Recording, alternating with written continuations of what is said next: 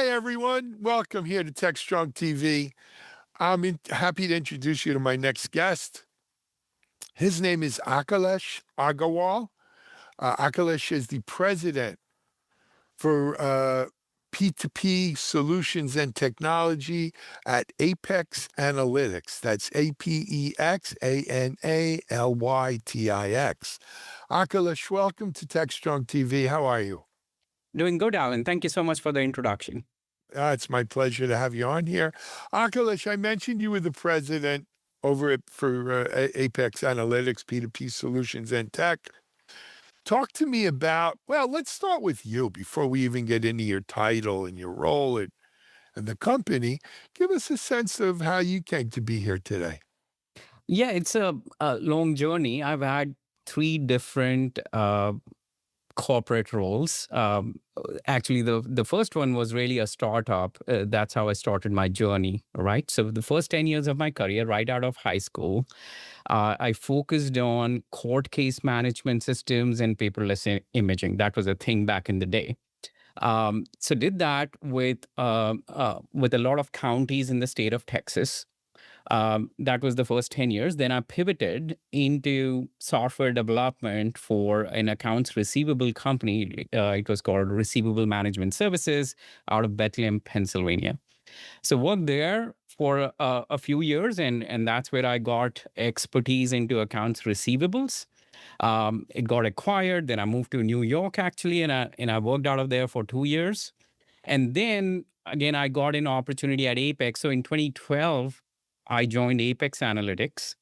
I joined in our software engineering department to see what Apex does in accounts payables.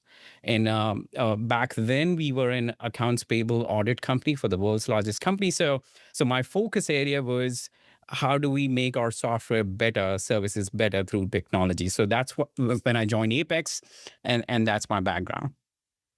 Love it. Love it. Love it. Good stuff. Um, I noticed you call it Apex. I guess you would if the company's name's Apex Analytics. It's easier. Y- I'm going to assume a lot of folks in our audience are not familiar with Apex Analytics, though. So if you don't mind, I'm going to ask you to kind of go back in the time machine here and give people sort of the history, the story behind Apex Analytics all the way up to today. Yeah, absolutely. So we are approximately 35-year-old company and growing. It was created originally by four people. Those were the founders, and their goal was to help out the world's largest companies into finding overpayments, duplicate payments that they might be making. Right. So that's how our company was founded. The vision has essentially remained the same. The vision has always been and still is. It's about making the lives of our employees, our customers, and our business partners better. In other words, our CEO of the company, Steve Yogo, he mentioned the other day, we're in the business of selling sleep, right? And how we sell sleep is there are two uh, far ends of the spectrum. So one end is fear. Why people have fear is because people fear what they do not understand, right? So that's one end. The second end of the spectrum is um,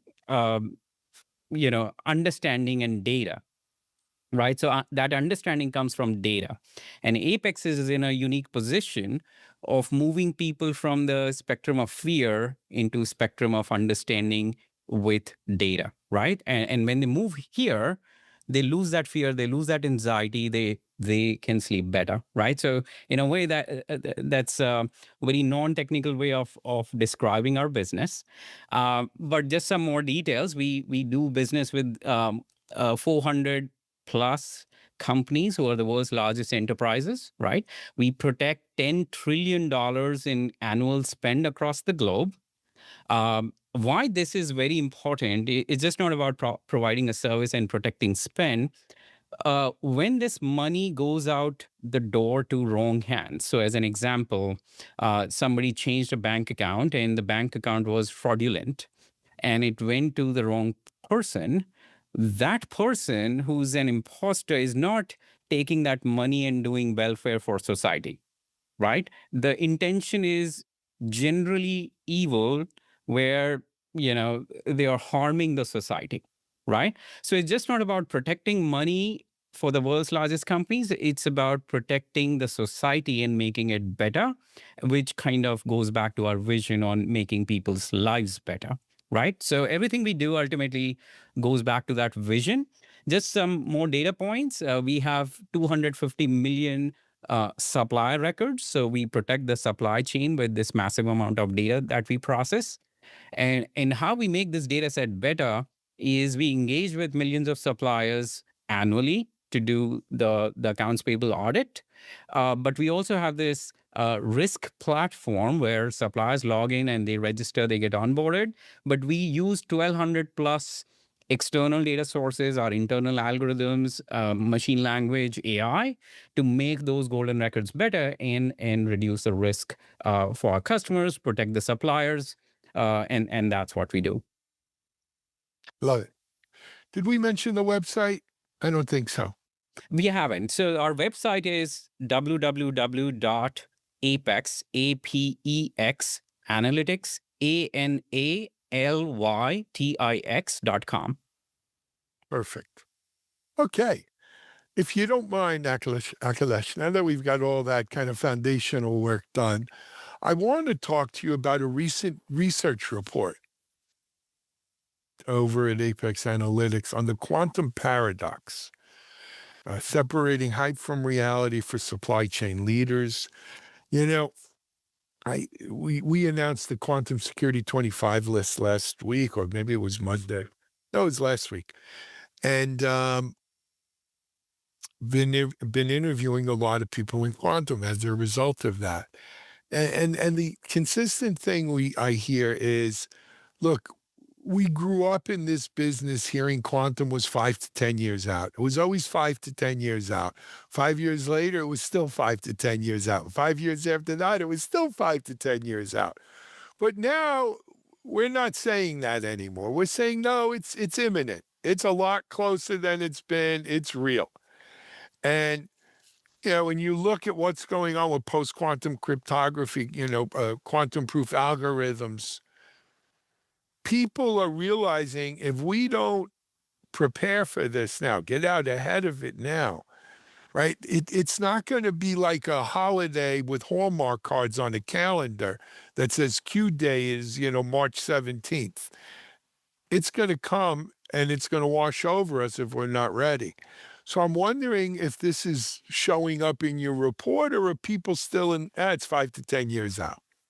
It's not. There are two ways to look at it, right? So why people think it's still far out is because um, it's a hidden thing in the background, right? Why I call it a hidden thing is there is a concept called harvest now, decrypt later, right? So before we even get into quantum computing, let's talk about how the businesses, how people work today. So if I log into my bank account right now, the bank is offering that service because the transaction between me and my bank is secure.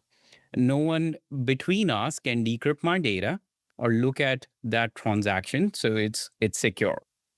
Before the internet and online banking, we used to walk into the bank and do a personal transaction. We still can, but most of the transactions now are online. The only reason this online business exists is because it is secure and data cannot be decrypted in between, right? And over the years, these standards change because as the hackers and security vulnerabilities get discovered, they will try and decrypt it, and then we have better algorithms. So it's a cat and mouse game that we play every single day, right? Uh, so not only online banking, think about every transaction, right? So whether you're buying something from a shopping cart, it has to be secure, right? When I'm giving someone my credit card information, it has to be secure. So the entire industry exists because of the security. What is happening now is there is a concept called harvest now and decrypt later. And what this really means is, yes, I know that I cannot decrypt the data today, it's secure, but nothing is preventing me or adversaries or governments across the world to store my data as it goes through the internet, through the pipeline, and just harvest it. So that's why we call harvest, right? They're just storing it, and they're making that encrypted data grow over time. Sometime in future, using quantum computing, when it becomes reality, and that's not far away, uh, these adversaries will be able to decrypt all of the data that they have stored, right? So if I made a transaction, if a supplier made a transaction, if someone opened a bank account, someone sent a wire transfer, all of those transactions could be potentially decrypted later. Not only we stop here, think about the world governments. If there's a diplomatic cable that goes from, let's say, US to another country like China, those messages are encrypted. No one can read them, right? Now think about decrypting those governmental messages, and now there's a big tragedy which can happen, right? Even in the World War area, we know this person called Alan Turing, right? And he helped with changing the trajectory of the World War by decrypting the messages the Germans were sending, right? So it's the same concept all over again, right? It's just like, okay, we have very, very strong encryption standards today. So which machine can humans create? Who's the next Alan Turing who will be able to decrypt all of our encryption today? And that's what we are looking at. It may not be human, but the encrypt, it will be. I mean, here's the thing, though, and again, this is a topic I've discussed. There is no, I don't know another way of saying it, a crap ton of data, encrypted data that has been harvested over the years. And I think, and it used to be people would say, oh, don't worry, it's hashed, right? It's salted. Can't get to it. No, they can't. But, that day, as you say, is coming rapidly. And my suspicion is it probably won't be some mom and pop hacker group that does ransomware that comes up with a quantum computer to unencrypt this stuff. It'll probably be nation states, right? A nation state who actually can afford and has a quantum computer that it could work on these things. But that won't stop all these bad actors from giving that data over to the nation state in exchange for money, information, or what have you. The flip side of it is I always view that harvested data as radioactive in that it has a half-life. Depending on what its half-life is, every life, it becomes half as useful because the information is out of date. Now, PII, who you are, your social security number, your date of birth, right? That may not change. But your home address, your email address, your cell phone, right? These things change. And so the longer we could push that quantum event horizon out, the less value, right? The more radioactive decay, if you will, that harvested data gets. But as we said in the beginning, it's not 5 to 10 years anymore. Yeah, and just want to add to that statement. It would be radioactive and the half-life applicable if I had static data today, as an example, right? But I don't have static data today. That data changes every hour, every second, and it gets renewed in any company, right? Mhm. So I'm not stopping my transactions today. I'll have new transactions tomorrow, right? So as we get closer and closer to this post-quantum encryption world, or post-quantum cryptography world, where nation states, that would happen to begin with, are able to decrypt that data and use it to their advantage. that will become a reality, right? So what we don't want to be in what we don't want to do is be in a situation that it caught us off guard. It was in our blind spot. We never realized it. And one fine day when I opened the news, I saw that my data can be decrypted, right? That would be the worst, right? So what we want to do is prepare for it today. And it's going to be a journey, like you said. It's not happening tomorrow, but every data that I transact, which is encrypted, is potentially captured by adversaries, by nation states. And I want to prepare for it so that in the future, they are not able to decrypt it, not able to misuse it, right? And the preparation must begin today. A different example I'll give is the world changed because people got to know what ChatGPT is, as an example. And before ChatGPT, there was LLMs, there was AI, but an average human being never cared about it, right? The use of AI was in silos, in large corporates, uh, not in a household, right? And ChatGPT changed that to an household item, right? So in future, as we advance towards quantum and it becomes reality, it becomes a day-to-day affair. What is going to happen is not only quantum is going to be isolated by itself, it's going to be able to decrypt all the information, but it's also going to empower AI even better. So think about you sitting in a household and you say, decrypt this data for me. And that AI now connects to a nation state supercomputer through a subscription, and even household individuals could potentially decrypt it. Right. So it's That's what just a we're matter looking. of a cloud based service which is providing quantum decryption. So I don't even have to buy that expensive equipment and host it myself. Right. No. I can go to, let's say, North Korea as an example, and they might have this quantum computers, and they might be offering it as a service. I don't have. I think this crime as a service, hack as a service, I think is already available today. Not quantum, perhaps, but criminals. Because I think that's how the underbelly of this whole criminal and these enterprises work. There's actually a very stratified, right? I design ransomware. I sell it to you. You get the ransomware. You get the data from the ransomware. You sell it to someone else who's just who's just storing, not even harvesting, right? There's a whole supply chain here. And so of course there'll be a supply chain for the quantum computer, and they'll take their pound of flesh for doing the encryption as well as keeping the information. It's crazy worlds we're living in, Akhilesh. I mean, Absolutely. these are, there's so much. I mean, the amount of vulnerabilities being found by AI. We're on the edge of quantum. Uh, the amount of code we're generating and who knows how secure, we're finding it has more insecurities. It's crazy times. It's crazy. It's enough to make your head spin. Um, Absolutely. but I want to thank you for coming out here on Techstrong TV. This was great.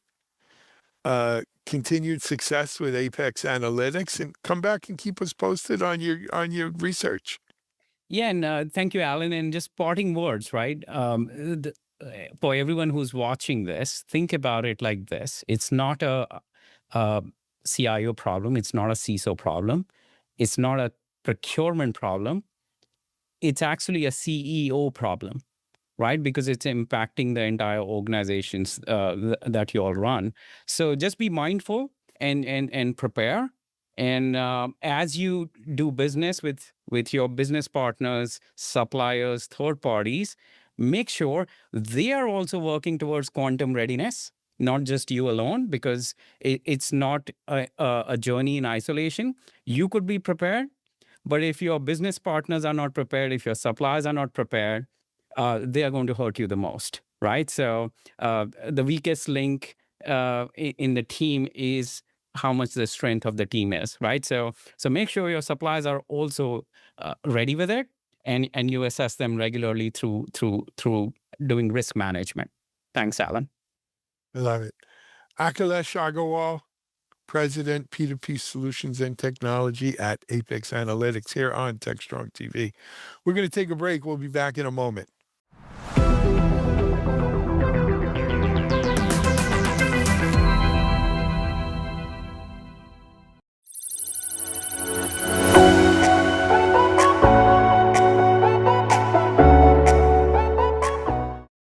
Hello and welcome to the latest edition of the Techstrong.ai Leadership Insights series. I'm your host, Mike Vizard. Today we're with Simba, who is context engine lead for Redis, and we're having a little chat about, well, just what are context engines and how they're going to rise in the age of AI. Simba, welcome to the show. Thanks for having me, Mike. I think what's becoming apparent to everybody is that, well, at the end of the day, to make AI work, we got to get the right data to the right place at the right time. So the question is, well, how do we go about doing that? Because moving data around in real time is a bit of a challenge. And frankly, we don't know what data is always going to be needed exactly when. So from your perspective, how does a context engine kind of arise to address these issues? Yeah, I mean, taking a step back, the thing that we're seeing happen, which is really fascinating, is these agents are able to run for really long periods of time and solve tasks and solve problems. For example, there was this metric where an agent can run for 45 minutes straight and solve a software task 80% of the time. That number, that 45 minutes, that's doubling every 7 months. So like in a year or ish, we're talking 3 hours of an agent running independently, solving problems for us. And that completely changes workflows. Like a 3-hour run does not look like a chatbot anymore, right? It's something completely unique. And the thing that changes with that is the bottleneck is no longer the intelligence. It's quite rare, even for my software tasks, that it's just not smart enough to solve the problem. It's almost always a context problem, getting the right data to the agent. How we've done this historically in the first iteration of agents, where they would run for maybe 30 seconds uninterrupted, was via things like RAG, which still have their place and are extremely powerful. But the idea of RAG is that you are kind of feeding the agent context. You're pretty much finding the context for the agent and providing it to the agent. In a 3-hour run, I always joke, like if you were to put me or anyone in a room for 3 hours and tell them to think about something, we would start hallucinating, just like an agent. And so the idea is you need to give it something to learn and reason about. If you ever use like OpenAI's, the pro style, where you ask a question and it goes for like 3 hours and it researches everything. The thing that it's doing is it's reading, it's learning, it's reasoning, it's making more decisions, making more tool calls. And we need to provide something similar to agents. If reasoning is not the bottleneck anymore, it's context. We need to provide a way for the agents to be able to find context that they need, retrieve it quickly, no matter where it is or what form it's in. And also, we need that context to get better as the agent uses it. It needs to be stateful. It needs to be able to kind of improve. And the companies that build this thing, a context engine, are companies that will succeed in this agentic world and be able to take full advantage of all these reasoning increases. To your point, I also think it's part of the other extreme is sometimes in the absence of any guidance, the AI agent will consume more data than it needs and wind up doing all kinds of things or trying to do things that maybe are just simply unproductive. I think that's true. I think that we're all kind of figuring out we're all learning this together in a way. It is a very exciting time to be a builder in this space. I haven't been like as excited since like the mobile wave, to just feel like anything's possible and no one knows what can be done. But yeah, you're right. I do think that there's also another aspect, which is cost mitigation, amongst other things.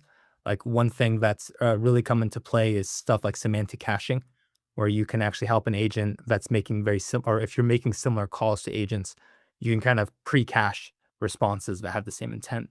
But yeah, there's systems to be built around this, where when you need the full reasoning, you need to enable the agent to take full advantage of that reasoning. And when you don't, you need to have ways and kind of outs to allow it to do things in a way that is cost effective or productive. So, what exactly is a context engine in that regard, then, and where does it fit in the ecosystem of infrastructure that we've already got out there, which is rather exhaustive to begin with? Yeah, I think the main consumers of data in pre-agent were mostly people via dashboards, maybe ML models if you're doing like recommendations and fraud. Those things remain very relevant. But agents are inherently different. The thing that's different about agents is rather than in like a BI tool or an ML model, you kind of specifying here's what you need. Here's the dashboard, or like for an ML model, literally here are the features that are going to go inside. With the agent, there's kind of a discovery phase. So one of the most important parts of building a context engine is building what we would call at Redis a context surface, for it to be able to see all the domain specific entities for relationships and be able to navigate that to get the context that they need. So one aspect is almost providing this different surface layer, because agents inherently, again, they consume data differently. The way agents consume data is also quite different. The types of data structures that you would need, you might need a geoindex, a time series data structure. It doesn't look like SQL. The way they consume is actually closer to a person in an interesting way, and people don't think in SQL. So the data structure is building kind of this almost context view with a proper navigation surface on top. That is, I think, the first stage. That is building a context engine. It's almost like an ETL that builds like a context view and a surface on top, a semantic layer, if you will, on top of that. And the part that makes it an engine is as data changes, as the agent's learning and interacting with things, it's able via memory to enhance context, create new context. And as the systems of record change, the context surface and that context view is also updating. So it's an architecture style that if you do it correctly, you have a constantly up-to-date context surface that's getting better with usage and is navigatable natively by agents in a way that is fast. So, some people are saying to themselves, probably right about now, is this something that I buy and install, or is this something I kind of build, or is it more like a discipline and an expertise that's an extension of what we used to call a data engineer? I would say it's a funny mix of all three, because like a data engineer too, data engineering is a skill. It's a discipline that you have to learn how to do. And there were many different ways of thinking that came with that skill. Like the rise of data scientists changed how we interacted with and worked with data. There's obviously a set of tools that made doing that easier, like being a data engineer. If Spark and Snowflake didn't exist, like it doesn't really make sense. So it's a mix of both. It's a discipline, but that discipline is powered by tooling, by having proper databases and abstractions and applications on top of that database. Something like Redis, where with Redis, you can kind of build, because of our versatility, we have all these different data structures that you can build upon. We have speed by default. We have applications like our agent memory server, context surfaces, other things that we're building to enable you to take advantage of all of Redis's engine via the agent application layer. But there is just giving you that alone isn't enough. I can't, because you understand your business. You're the person who's going to be able to take this powerful engine that we give you, this tooling, and plug it in based on what you know of your business to build the proper context engine for your application and company. Do you think that the AI agent's behavior will be predictable enough that I can kind of maybe start figuring out what to cache and what they're going to need and what that context is? Or are these things basically just going to be, querying everything and anything at random moments and we're never going to be able to predict what they're doing? So I'll put in two fronts. One part is, are they deterministic? And the answer is no, they're not. Inherently, LLMs are non-deterministic. But they're so good at reasoning. I give this demo where I actually use an LLM. I do it live every time. Every single time I do it, it's slightly different. The wording's a little different. It uses a different word here or there. but it always solves the task exactly the same. I run it live every time, and I'm confident it will work every time. So because the reasoning is getting so good, you can feel confidence that it will solve the task at hand. Will it do it exactly the same, one-to-one? Can you write like a unit test, like an engineer speak to test this? No, it's a little different. But the example I like to give is this. If I have a customer support agent, like a person, and I call them, and I'm getting, let's say, a food delivery, and I'm complaining it's late, they have this portal in front of them. And that portal will have like a search bar. It's going to have all these things I can like click into to get all the information I need as an agent to be able to, a human agent, to be able to help the caller. But if I do it and someone else does it and someone else does it, all three of us are probably going to click around in slightly different order. We're going to respond slightly differently. It's not going to be deterministic, but we're all solving the task at hand, because if you give the proper data in front and proper training, we can solve the problem. You mentioned, Brian, earlier, is the whole notion of what we first called retrieval augmented generation, RAG, is that becoming quickly obsolete because we're going to move to something that functions more in near real time? So, so RAG fundamentally, like if you just look at the words, like retrieval augmented generation, like I'm retrieving some data to augment the generation of a response. What I've described of a context engine actually arguably is the same thing. I'm giving it something to retrieve data from, and it's going to augment its response based on the data that it retrieves. So I think RAG as a concept, it's the same. It's the same problem. Really, the problem that RAG solves, and I think one of the fundamental problems of building agents, is I have a context window. It's yay big. I need to fill it with the most relevant, useful pieces of information as possible. As the reasoning has increased for certain use cases, it makes sense to take this different style where we let the agent actually decide what data it needs and give it, again, that context engine to retrieve it. For some use cases that are maybe more fast or very, maybe a little more very short, doing RAG the traditional way. Traditionally, when people do RAG, they take data, typically unstructured data, they chunk it up, they put it in a vector database, they do a search on it, and then they feed that to the model. We're pretty much hard coding the context into the model. It's dynamic, but they always feed it into the model. The model doesn't decide what context it retrieves. That will still exist, but I think to take full advantage of reasoning, you're not going to be, if you have a 3-hour run, it's not going to make sense for you to go retrieve all the context up front. You won't even know. The model is going to be able to know better than yourself. The other thing is RAG is very focused on unstructured data. There's this metric that like 90 something, I don't know what the number is, 90 something % of the world's data is unstructured. And that's probably true, but it's not a fair metric because it's talking about size of data. 1 byte in Redis, and a structured database, doesn't have to be any sort of structured, like a SQL database, is going to be worth way more than a byte in some random JPEG or a byte in some random PDF that I have. So my most valuable data is structured data almost always, but via this unique, the specific way that we typically do RAG, we can't unlock that data. So what we're moving towards is 2 things.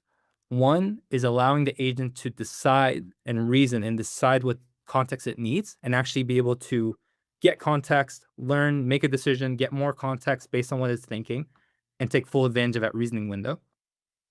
2 is unlocking all of the data, unstructured data, structured data, semi-structured, everything in between, memory, to fully enable this agent to solve hard problems. Will we kind of have to develop a greater appreciation for the nuances of data management? And I ask this question because historically, we've had databases, but I would argue that most organizations have not been especially good at managing their data. Very few of them would probably get a good housekeeping seal of approval for the way the data has been managed. But is AI going to finally force us to revisit that conversation and that whole discipline? I think every few years we kind of revisit that, and every few years we find out, hey, there's even more value if we can do this better. And I think agents is like a massive increase in that. I think the reality is like these system of records will remain there, and they will constantly be fighting to keep them in order and try to organize them and do them well. Part of also building a context engine, and where this is also very powerful, is what a lot of teams end up doing is they create context views. They join across all these system of records. They build this view that is inherently scalable. It's inherently fast. It's secure in the sense that I know exactly what's in it. I'm not giving it direct access to my core system of record. I have a view that I created with the context that I know that an agent will want to use to be able to solve my set of problems. And so the short answer is yes, data has been this ever-evolving problem. As data sizes increase and the ways we can take advantage of that data increase, it becomes more critical than ever. And yeah, I think building a context engine in a way is a form of data management, but it's a form of building context views in Redis or wherever else to power these agents. So what do you see people doing today that just makes you shake your head a little bit and go, folks, we need to be a little bit smarter than that? I've seen, so one thing I see a lot, it has a use case, but I think it's being overused, is things like text to SQL, where you're letting the agent actually create SQL and run queries directly against a database, as opposed to building a context surface and Redis and building kind of that view of data. The problem there is, I mean, we were already just talking about the non-determinism of LLMs and safety. Like, do I trust giving an agent direct SQL execution access into my database? No. Do I trust it to be able to navigate a context view that I've created? Yeah, for sure. So I think that's one that is ripe for error and ripe for disastrous outcomes. Ultimately, do you think that the organizations that wind up winning in the age of AI aren't necessarily the ones that build or have access to better LLMs, or they're not necessarily the AI side of the equation as much as it is just how they manage the data and what data gets exposed and just quite literally the fundamentals of data management? So the paper that sort of, let's say, invented LLM is a paper called Attention is All That You Need, or all you need. And I would argue today, if you're an enterprise, context is all you need. So the main problem to be solved for most companies is the ability to deliver the right context at the right time quickly to agents. And those are the problems that at Redis, we're fundamentally focused on solving and are solving for a lot of different companies. So yes, I think building these context engines is what's going to enable the enterprises and companies that are able to actually benefit from this agent wave, as opposed to be completely disrupted by them. All right, folks, you heard it here. The one thing that humans and AI agents have in common when it comes to making a decision, context matters. Hey, Simba, thanks for being on the show. Hey, thank you very much, Mike. All right. Thank you all for watching the latest episode of the Techstrong.ai Leadership Insight series. You can find this episode and others on our website. We invite you to check those all out. Until then, we'll see you next time.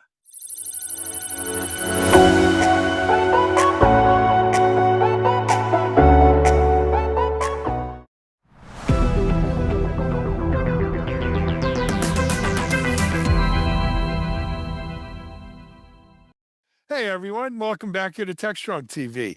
My next guest is Manoj Nair. Manoj is the Chief Innovation Officer at Snyk. That's a cool title. I can't wait to hear more about it. But let's welcome Manoj. Manoj, good to see you again. I hope all's well. It's awesome. I'm live from Lisbon this time, Alan, and it's always good to be back on your show. It's always good to have you on, and Lisbon's a great town. I've been to Lisbon a few times, and what a nice place. Manoj, before we talk about Lisbon and everything, I mentioned you're the Chief Innovation Officer, but let's talk about your path to becoming the Chief Innovation Officer. What have you done that prepared you for this? Oh, wow. So I'm an engineer by training, a kernel engineer. I call myself an accidental product manager, along the way. It's like build it and they'll come. No one came. So that took me onto a product and engineering side. general management, security. Also, accidentally was one of these things. I was at RSA 7 years. I learned security the difficult way through, like through a nation state breach, and it's like, okay, there's a difference between security and compliance. Fast forward, I really wanted to do we did a lot of scale things at big companies like RSA, EMC, VMware, HP, and I did my own startup. Went through, probably write a book someday about all the mistakes I made that all the books talk about, and then my own mistakes. It was, after I took it to an exit, and it was a fun ride in terms of scaling the post-exit Metallic, and we've talked about that in the past too, and I was there. Sure. I was thinking about what to do next, and that brought me to Snyk. Security has been a passion, but I'm also an engineer. And this company was getting ready to, scale into the enterprise. So my first few years was really, came in as a chief product officer. At some point, also ran all of engineering. Few years in, and 18 months ago, really. So I'm almost 4 years at Snyk. There was an opportunity to bring all my startup roots to bear as AI was, starting to appear in the horizon as another business opportunity. And me and a bunch of founders went and created a whole bunch of interesting things that we can talk about around, not just securing, AI for security, but really securing generative AI and agentic AI. So that's the path. Pretty hard to plot out. But feels like it all of those life experiences have prepared me to be here at this moment. It usually works like that, right? Things happen for a reason as we go through this, what we think is random kind of, path that life takes us in. Manoj, we mentioned Snyk a few times, and I think most of our audience has heard of Snyk, familiar with Snyk. I don't know if they're very familiar with Snyk, but for those maybe who don't even know, much about Snyk at all, how would the Snyk we see today is not the Snyk I first saw. I think it was at a CloudBees event in Nice, France, in about 2018 or something like that. Right, and they with the dog kind of logo and everything, and I remember meeting with Guy Pojani. Yes. Right, Gaipo. But of course, today Snyk is a much bigger dog. Tell us about it. 10 years in, but I'll tell you, the origin story is very interesting. When you hear from Gaipo, it's a lot more interesting. But think about the heartbleed moment, right? When the world figured out that they're using open source software, and that software is potentially compromised and like core of all of internet. And this is a company that was formed around that moment. And, there's like these different moments in companies' history with a very simple premise.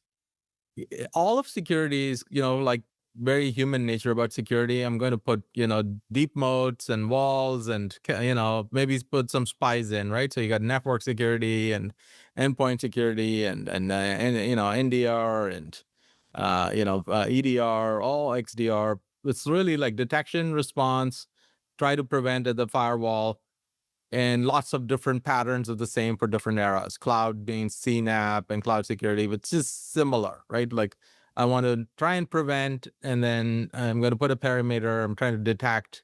I'm going to try and investigate. Snyk's premise was very simple. The root cause of these issues starts in software. And who writes software? The developers write software. Why do those issues ever, end up in production? Because devs are not educated about security. Like you go to computer science, as a computer scientist, I can say, we focus on innovation, not in training safety, unlike a civil engineer. Secondly, it's hard. So if you're not educated, this is not the thing that you're being compensated for. And it's hard to fix these things, so they end up in backlogs. So can you solve that? Can you make it easy to give a developer context and learning right in the moment, and automation to take care of the mundane work? And so one of Snyk's first innovations was don't test after the fact. Like all of this AppSec industry and all these tools were there to basically have the auditor compliance check a gatekeeper right at the end of the whole software process. We said, no, we'll give you the context right in the IDE, and we'll tell you what happens if you use the wrong open source software. And and we'll give you a auto PR, we'll create a PR to fix the issue. And so all the top GitHub stars started seeing this automatic PR being created. And, we have a free, even today, we have a free forever tier. And that was the start of the company. And it's gone from there to open source software, first party code, and infrastructure as code, containers, to now dynamically testing software, because AI is generating a lot of code being built into not just the IDE, but into the AI coding assistants and the agentic coders themselves, and now starting to secure the AI software itself, right? And so we've gone from those roots, but we have stayed true to those roots of we're going to enable builders to move fast and stay secure. So we've gone from that, develop fast, stay secure, to really unleash innovators everywhere to move, faster and safer in the AI era. Love it. Website, snyk.com, SNYK, or is it .ai? I don't remember. SNYK.io. IO. I forgot IO there for a while. Everybody's AI now or this, but IO. Manoj, thank you for all that. Let's pivot, if we can, and talk about Snyk's 2026 State of Agentic AI Adoption and the launch of something you guys are calling the Snyk's AI Security Fabric. Let's do the survey report research first. Yeah. So, I talked about Snyk again, 10 years in. Now we have, 4,800 customers, including, the biggest companies in the world in every category. I talked about a little bit about my journey of, starting this AI innovation, which has now become a business unit at Snyk. And we really signed up a bunch of these customers, some of the most forward-leaning AI native companies in every industry, to be our design partners. And so what we were able to do, and slowly, and last year we launched Evo as an open preview for all our customers. And what it is really focused on is giving customers visibility. So the State of Agentic AI report is really from enterprise customers. They probably, at least 200, 250 developers, or much bigger, right? Like sometimes tens of thousands.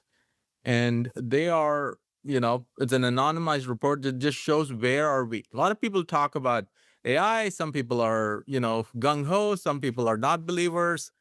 And, what we're able to show is what is the real state? Are people using models? Are they using one model, two models? Are they using agents? Which industries going forward? And so, it was surprising. It's been surprising to all of our customers. We have now 500 plus, what I call early adopters of Evo, trying to get visibility into what is the state of agentic AI. The way we built it is very magical. Like, we can go to the largest companies and just at a turn of a switch, get them to see their shadow AI. It's just happening. Same thing that happened with Shadow Cloud. CTOs and are getting told by CEOs and the boards to move fast. They're building stuff. Security is catching up. They don't even know how to get visibility into the complexity of AI. The parameter-based, cloud-based tools can't see a lot of this because AI is code. You can download a model from Hugging Face. You can download DeepSeek and run it on your laptop, and you will not see it anywhere else because it's basically code running. So yeah, you can go try and find a pattern and try to match it, but there's almost 2 to 3 million AI open source models. You can build agents. You can build MCP servers. You're running these tools on developer laptops. And that shadow AI is being used as an entry point into companies. So there's an interesting intelligence report by a company called Gray Noise. They're ex-NSA guys, and they showed like last December, after Christmas, there was like 3 to 4 days where attackers just were scanning the internet for who has, vulnerable AI components that they can attack and be able to penetrate. And they found that Open Llama, for example, was being, exploited. And so there's a lot of detail about this that they were public. So this is real. And we're highlighting, we're helping these customers, as I said, almost 500, folks is using this now. And this is an anonymized report that highlights to the industry. If you are a security professional, use this report. Go to your leadership team and say, this is reality in like hundreds of these companies. We should try this out, and we should know. Security starts with visibility. And there's some very interesting facts I'm happy to share. Absolutely. So, Manoj, I did an interview maybe 15 years ago now with the CEO then of MongoDB and the CEO of Couchbase. And I said to them, guys, a lot of people say NoSQL stands for no security. When are you going to get serious about security? And they both said to me, Alan, we'll get serious about security when our customers demand that we get serious about security. That was 15 years ago. Nothing's changed. Well, NoSQL security has changed. Yeah. But that attitude of we'll build security in when the customer demands it. Right now, we've got a gold rush going on here, right? Yeah. And as you mentioned, I forget, there's like 2 million models on Hugging Face or something. But the big guys, they're talking $1 trillion valuations for companies that are a few years old. Yeah. Expecting them to be serious about security or have a security first posture, probably naive. I mean, I'll give Anthropic credit. They talk a good game about it, right? The Constitution and everything else. But I just think that we are in a bit of this wild, wild west as everyone's selling picks and shovels, but there aren't a hell of a lot of sheriffs in town. Yeah. And now we're talking about agents. You've seen what's happened in the last month with the OpenClaw, Moltbot, Moltbook, all these things. I think in times of turbulence, in innovation, and what we're living through right now, it's almost like pity the poor fool who has to sit out in the town square and say, what about security? What about security, right? People are too busy rushing to go pen gold. And unfortunately, my experience is until someone gets burned, right? Until something bad happens, then all of a sudden people say, well, why didn't we do something about security? And I don't mean to be flippant, but we're a little bit in that stage of this thing right now, right? Yeah. I think we need the Snyks of the world. We need people like you saying, what about the security? What, we need to be thinking about it. And I think ultimately people will, and ultimately it'll catch up. It's just a tough one right now. Talk about security fabric. Yeah. So let me just address that. I 100% agree. Sure. It's unfortunate. It's human nature. The good news I feel in the leading companies is the security leaders are not wanting to be behind. Like I felt in cloud, it took them many years. So I would say about 15% of the companies, the leaders I talk to are very much in the trenches with the technology teams, and they're using AI and they're trying to make sure they do the kinds of things. Otherwise, we wouldn't have had this level of customers in less than 6 months using this, right? That's good news. The attacks have started happening too. So people are starting to take attention. So there was this, what was this, I think the press called it the most severe AI vulnerability. Like, it was not even I think 3 weeks ago. ServiceNow had, a agent that they built using an API. The API was untested, so you didn't do good old API security testing. So authorization was broken. So you could exploit the API, but you would have had to do one at a time. They built an agent on top of it. The agent was compromised with a good old prompt injection and agency, and Now you tell the agent to compromise the API, and now it's like widespread. So the compounding effects of this is really like starting to happen. And there are many leaders who, once we publish the details of that kind of a vulnerability, people were like, this is real. We knew this was coming. This is real. Anthropic, OpenAI, Google, all have disclosed that nation states have used their models to run autonomous attacks. What does an autonomous attacker do? They're not waiting for new vulnerabilities or old vulnerabilities. If you're in a bad neighborhood, you're not going to put just a camera in front of your front door. You're going to have security all around. So they're probing. They're probing every part of high-value assets for any kind of vulnerability because it's cheap to do so now. You're able to use AI to do it. And that was the genesis of the fabric. Now we go, Jensen talked about at the Davos summit about the 5 layers of AI. And it starts with the GPUs and the compute, and you got the model layer and so on, the agentic layer at the top, the apps that use all that. What was missing was Stark. There's no security layer. So we need to get to a point where security is a fabric that covers all of the existing attacks and the new attacks. And that is what we set out to do. And that's the vision. That's what we launched. We've been working on this for 18 months now. The pieces have finally come together. And it's very simple. We're like, look, basically no old vulnerability left behind, no more excuses. We have customers who have taken care of 2 years of vulnerabilities in a matter of 2 weeks, because we can now agentically remediate your entire security debt and backlog. So that's like AI is accelerating DevSecOps and ensuring that continuously you are making sure that you have a very stable baseline. So you don't have that low-hanging entry point for this autonomous attacker. Now comes, agentic coding and all the code it generates. And Baxbench.com, BAXbench.com is my favorite site because it's independent researchers from Berkeley and ETH, one of the top universities in Europe. And they constantly benchmark all these coding models.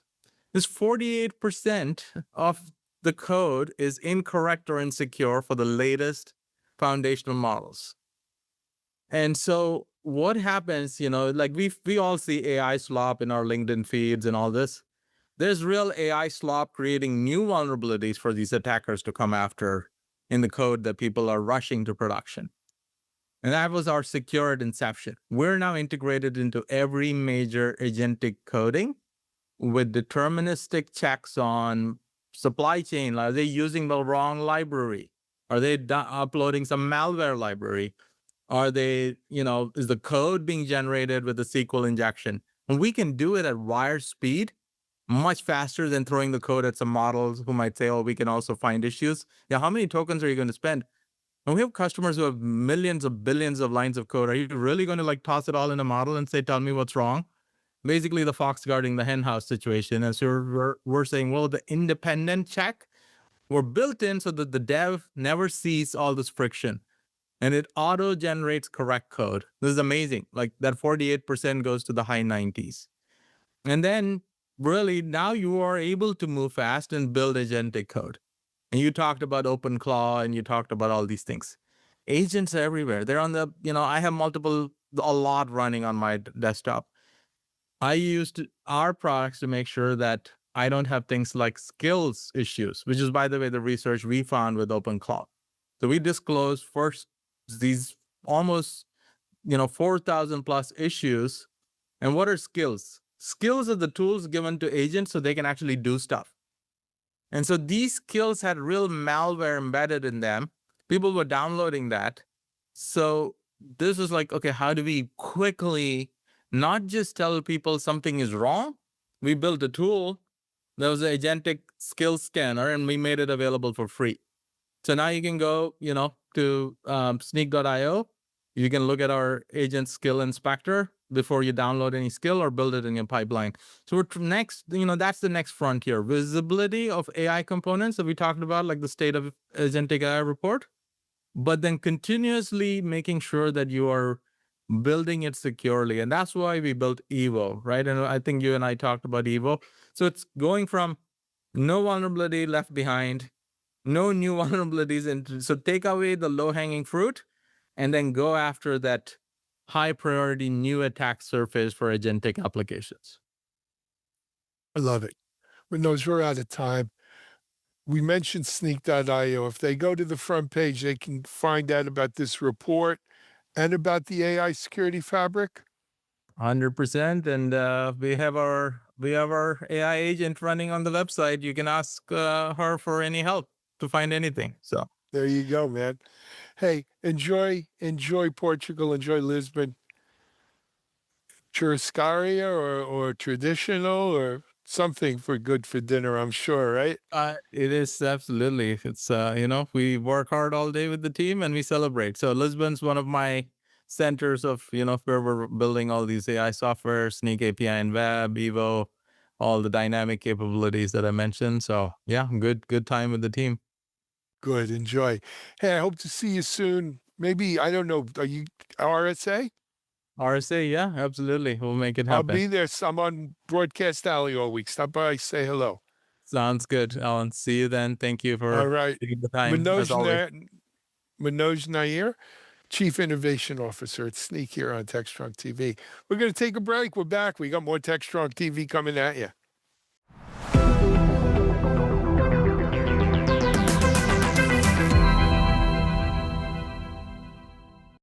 We've been hearing that AI coding assistants spell the end of enterprise software. With so many new models appearing daily, it's easy to buy into this. But LLMs are more a revolution in user interface than in software development. And this is already making enterprise software and hardware more valuable.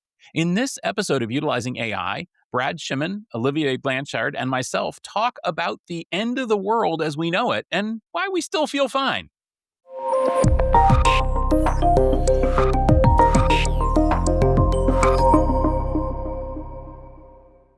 Welcome to Utilizing AI, the podcast focused on practical applications of artificial intelligence from the Futurum Group.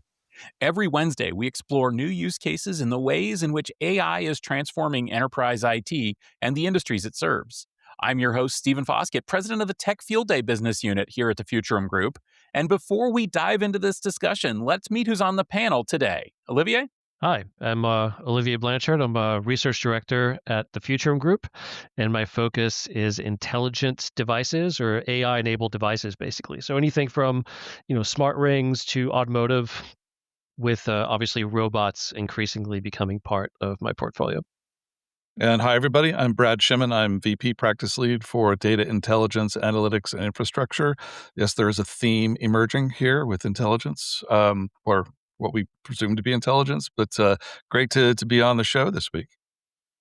Excellent. Yes. And as I said, I'm Stephen Foskett. I run the AI Field Day event here, along with hosting this Utilizing AI podcast. Now, we've been mixing in some episodes lately where we bring in representatives from various companies that have a seat at the table of AI and enterprise AI specifically. I should note, by the way, that those aren't specifically sponsored podcasts or anything. They're just podcasts that we're doing with friendly companies. But this episode is just us chickens, just us Futurum groupers here, talking about what's going on in the world of AI.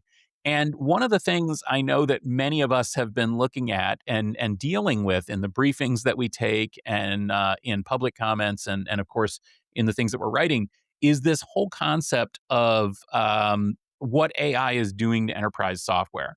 There's this attitude that somehow agentic AI and AI coding assistants and so on is going to destroy enterprise software. In fact, in the news, I saw a news story. IBM had a substantial share price wiped out when one of the agents announced that they could write COBOL or modernize COBOL applications. And so clearly it's the end of IBM. I really, really don't agree with this, but Brad, I'm going to throw this at you first. Is AI and AI coding assistants, is this the end of enterprise software? No, I'm with you. I think that this is absolute hype and not true. But I do think that the idea behind this collapse of software, is actually happening. It's just our view of software and what we see as the value proposition of the people who build and work with that software is changing. So we all see it, do we not? Every day you see somebody, on Reddit or wherever you happen to wander saying, I got tired of this not working, so I wrote my own. And everyone's like, I wrote my own X. And this idea of, the agentic tooling that we have now being so good that you could basically just, spec out what you want it to build and have it build your own ERP system, if that's what you want to do, is a possibility. Is that the right thing to do? If you're a hobbyist and you're setting up your own ERP system for your household, why not?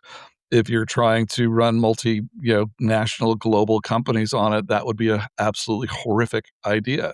So it's all a matter of view and approach and scale, to my mind. And I think, with IBM, the irony is so thick, it's just not even funny, because IBM has, they are touting their ability to use the decades of knowledge that they've built up in how build COBOL, and being able to then, you know, modernize that into Java is what they're trying to sell, because they understand it so well. It's that domain expertise is what's the value. So yeah, you could talk about collapsing software, and you could talk about Anthropic rolling out a new product in 10 days, like we've talked about on this show, I believe, with Cowork. But at the end of the day, software isn't going away. Software is just, the time to value is changing. Olivier, I know that you're more maybe on the hardware side here, but or the client side, but I'm sure you're hearing the same thing, right? It's the end of the world. It's the end of the world. Everything you knew previously is going to collapse, right? Not quite as much. It's not that bad on the devices side. I think that it's still on the device side. There's still an effort to try to make the AI piece and the agentic piece fit into the use case, right? Whether it's a smartwatch, a mobile phone, and the main focus really is on trying to integrate voice interfaces, voice UI into all the devices, whether it's speakers or smart glasses or agentic glasses. It's trying to like make the agentic genie fit inside the device model, if you will, and do that in a way that is simultaneously ubiquitous, where it doesn't matter what device you use, no matter what environment you're in, whether all you have with you is your watch or your phone, or you're at home with your smart speaker, or you're in your office talking to your computer, is to have this ubiquitous presence of agentic capabilities sort of follow you around. But at the same time, there's this paradoxical need to make all of these agentic capabilities hyper secure and hyper personalized, which means that a lot of it has to be sort of containerized locally. On your device somewhere, on your person somehow. And it can't work, because you need this orchestration layer to help the sort of like broad agentic and the hyper personalized agentic work together. And you also have device ecosystems that are usually not uniform, right? It's not like everybody is using, well, some people completely exist inside of an Apple ecosystem, and so you can have something that's self-contained and that uses basically the same agentic products across the board. But for most people, that's not the case. Your car might not be Apple first. Your PCs at work might be Dell's, even though your personal phone is an Apple, or you might have Apples at work and use a Google Pixel with your regular kind of to listen to music and shop and exist. So for us, the conversation really isn't about software. But listening to you guys, I'm really interested in how what you're seeing in your corner of the tech ecosystem is going to impact user experience with agentic and devices. For instance, when you look at fitness trackers, right? Whether it's a Fitbit or something else, or even Apple Watch that has those features, having the ability, if you're not happy with the way that software that's attached to your device or the software that you subscribe to now isn't really tracking what you want it to, having the ability to write your own software and create your own apps and your own experiences and your own agents that essentially customize the experience for you. I think that's really exciting. And what I'm expecting is that the hardware will be designed to enable that type of customization at some point in the future. We're just not quite there yet. Yeah, that's interesting. I'm with you, Olivier, on the UX being the collapse that we're really talking about here. It's the experience. Yes, we've been talking about the experience of developing software, but the way that users interact with that software is where the big change is already happening. And in some climes, like in the business intelligence side, for a long time, we've been talking about headless BI, where you don't have to have expertise in Tableau or Click or whatever.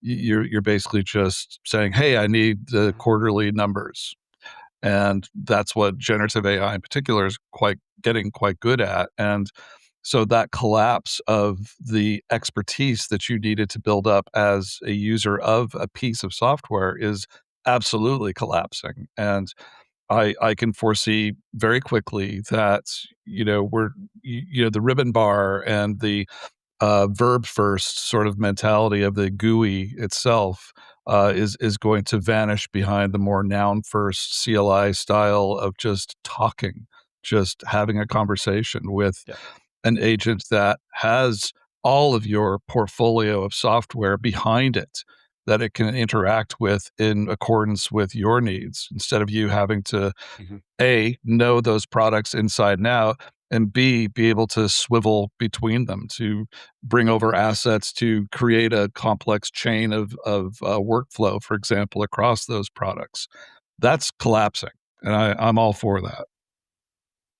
And absolutely, and I think that that's one of the things that we talked about. Like, that's one of the things we talked about in utilizing AI in previous seasons as well. That generative AI, chatbots, and LLMs, they are an incredible revolution in user interface. And when we think about the way that they enable us to interact, and also on the flip side, to Olivier's point about devices, when we think about the ways that we get frustrated with our devices, a lot of it revolves around pretty clunky user interface paradigms, and also user interfaces that fall short of expectations. So, the Apple S lady, who I'm not going to say because I don't want to make her say to everybody listening.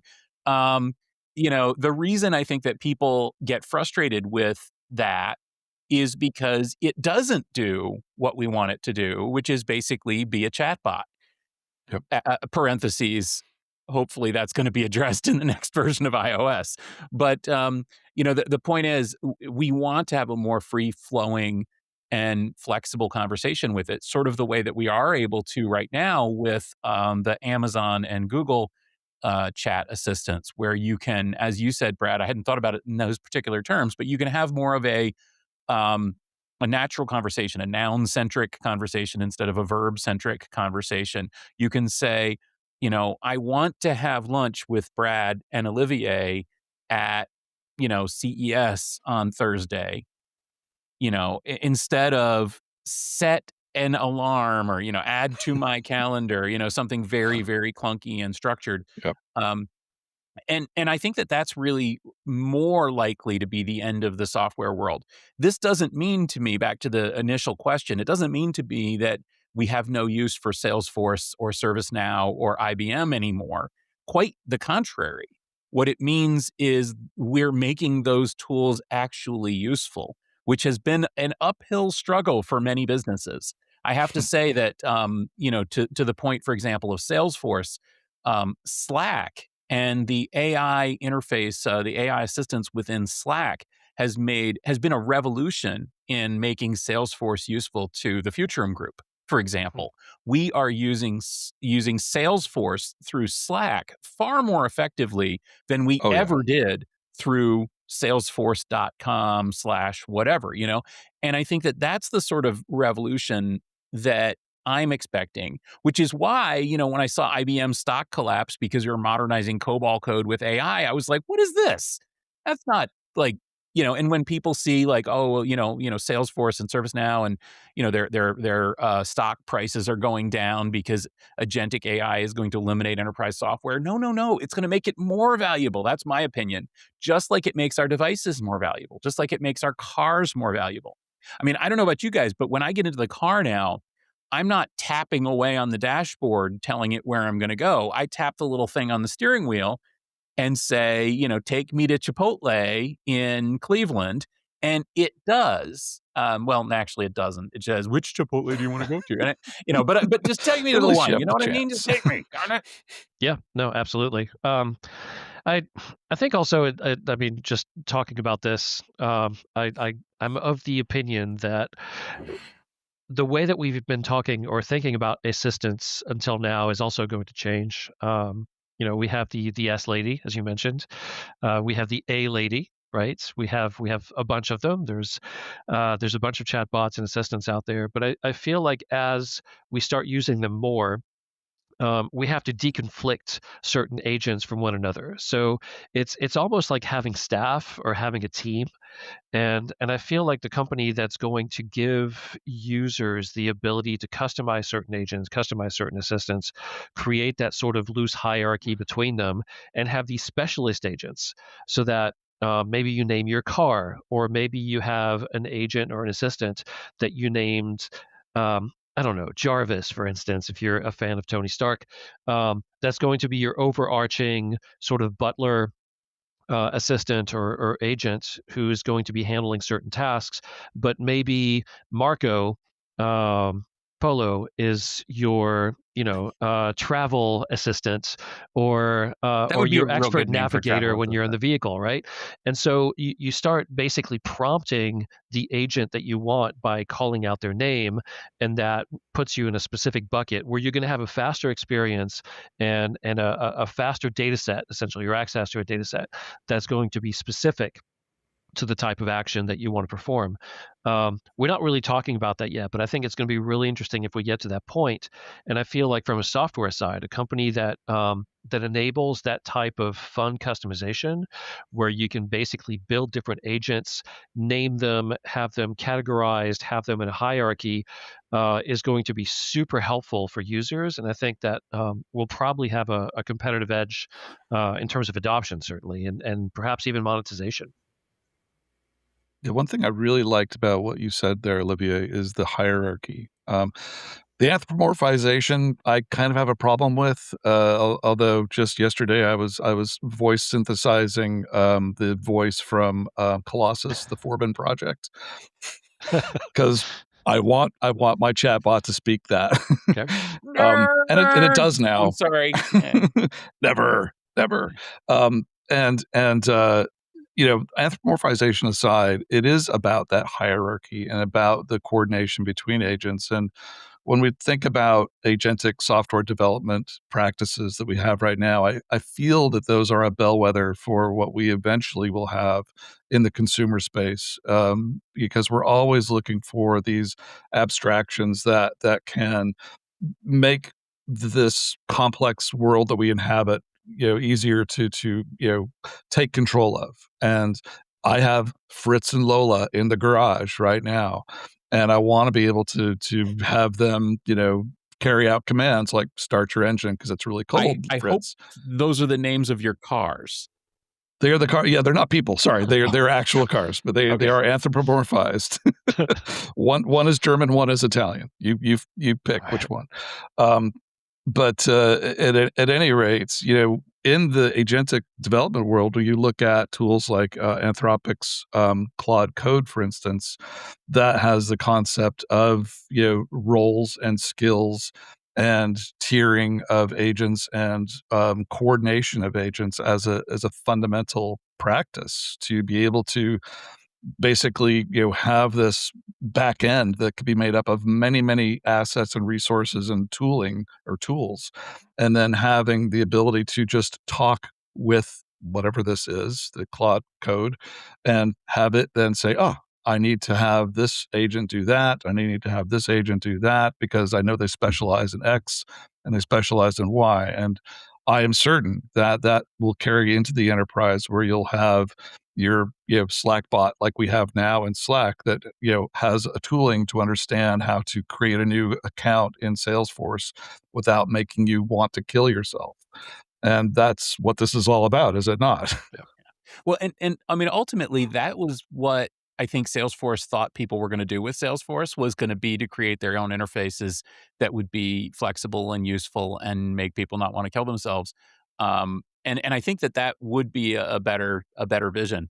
On the agent voice thing, I just have to take a sidebar here. So we've got Forbin. Why isn't there an AI agent that uses Majel Barrett's voice from the original Star Trek series? You would think that would be a thing.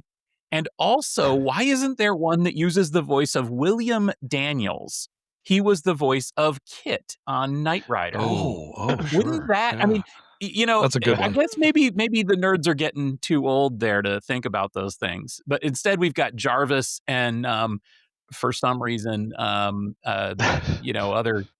Marvel thing. But anyway, a side note aside, I love this idea of having, more personal, more useful, agentic AI instead of, that sits on top of existing platforms, instead of trying to create an all-encompassing one. But it does seem, doesn't it, that the goal of all of these companies is the exact opposite, that they want to create a single all-encompassing agent that would work everywhere. That's been a goal explicitly, well, not specifically around AI agents, but in terms of Apple and the Apple ecosystem, they absolutely, with HomeKit and everything, they want everything to work together and to remain in the ecosystem. Google, Amazon, Microsoft, they all have their own sort of all-encompassing ecosystems, and to varying levels of success, and also to varying levels of expansion into the worlds that we work with on a daily basis in business. Our laptops and our mobile devices and enterprise software and stuff. Let me put that to y'all. What do you think of this idea of an all-encompassing enterprise agent that would be your business world? Should there be, I don't know, we'll call it, I don't know what, Audrey, that is the Futurum agent that we can talk to and will come back to us and do all the Futurum things for us. And then, maybe Dell has one and HP has their own. And, is that the future of enterprise software, where there's sort of a Jarvis of your employer? Olivier, what do you think? Yes, I do. But I think it's a failure of imagination, which is kind of paradoxical, right? We're talking about people who not what you're saying. I think that the singular branded agents, right? The Audrey, and it's just Audrey, and there's nothing else. Or the S lady or the A lady, right? I think it's all a failure of imagination to limit ourselves to this type of thinking that has been sort of prevalent in the last 10 years, right? And even longer when you think about just how a product is marketed. You have a product and you call it one thing, and then that's it, and it's that thing until you replace it with the next product. And I think that with this, the product isn't necessarily the identity of the agent. I think the product is a product. The product is a platform. The platform allows you to create agents that you want to create, and you can have the default setting, right? It's kind of like when you buy a motorcycle, you can have the factory, bike and never do anything to it, or you can customize it and make it your own, and call your bike or your car Lola, Fritz. Was it Fritz? Yes, Fritz. And so the way that I look at it is, many years ago when I wrote that book right there, Social Media ROI, which has nothing to do with this, I thought of a concept of the three types of technologies, and they apply especially well to AI. You have Big Brother, right, which we all understand. It's from 1984. Big Brother is a sort of like high control technology that surveils you and tries to control everything about you, and you have no control over it. And so that's a bad use of technology, and it's a bad use of AI. I think we can all agree, unless you're on the control side of it, which most of us are not. Then you have Big Mother. Big Mother is very similar to Big Brother, but it's a benevolent version. It's not trying to oppress you or control you. I mean, it wants to control you a little bit, but it means well. But still, you have no control over it. It's intrusive. It looks through your drawers. It has very is very opinionated about what you're doing and what you should be doing, and it's constantly trying to steer you in a direction that may not be the direction that you want to go in. And then there's the third category, which is Big Butler. And this is essentially what I'm talking about. And Big Butler is a technology that is designed for the users, that prioritizes users' needs, that thinks about how can I be a better product? How can I be a better partner to my human user?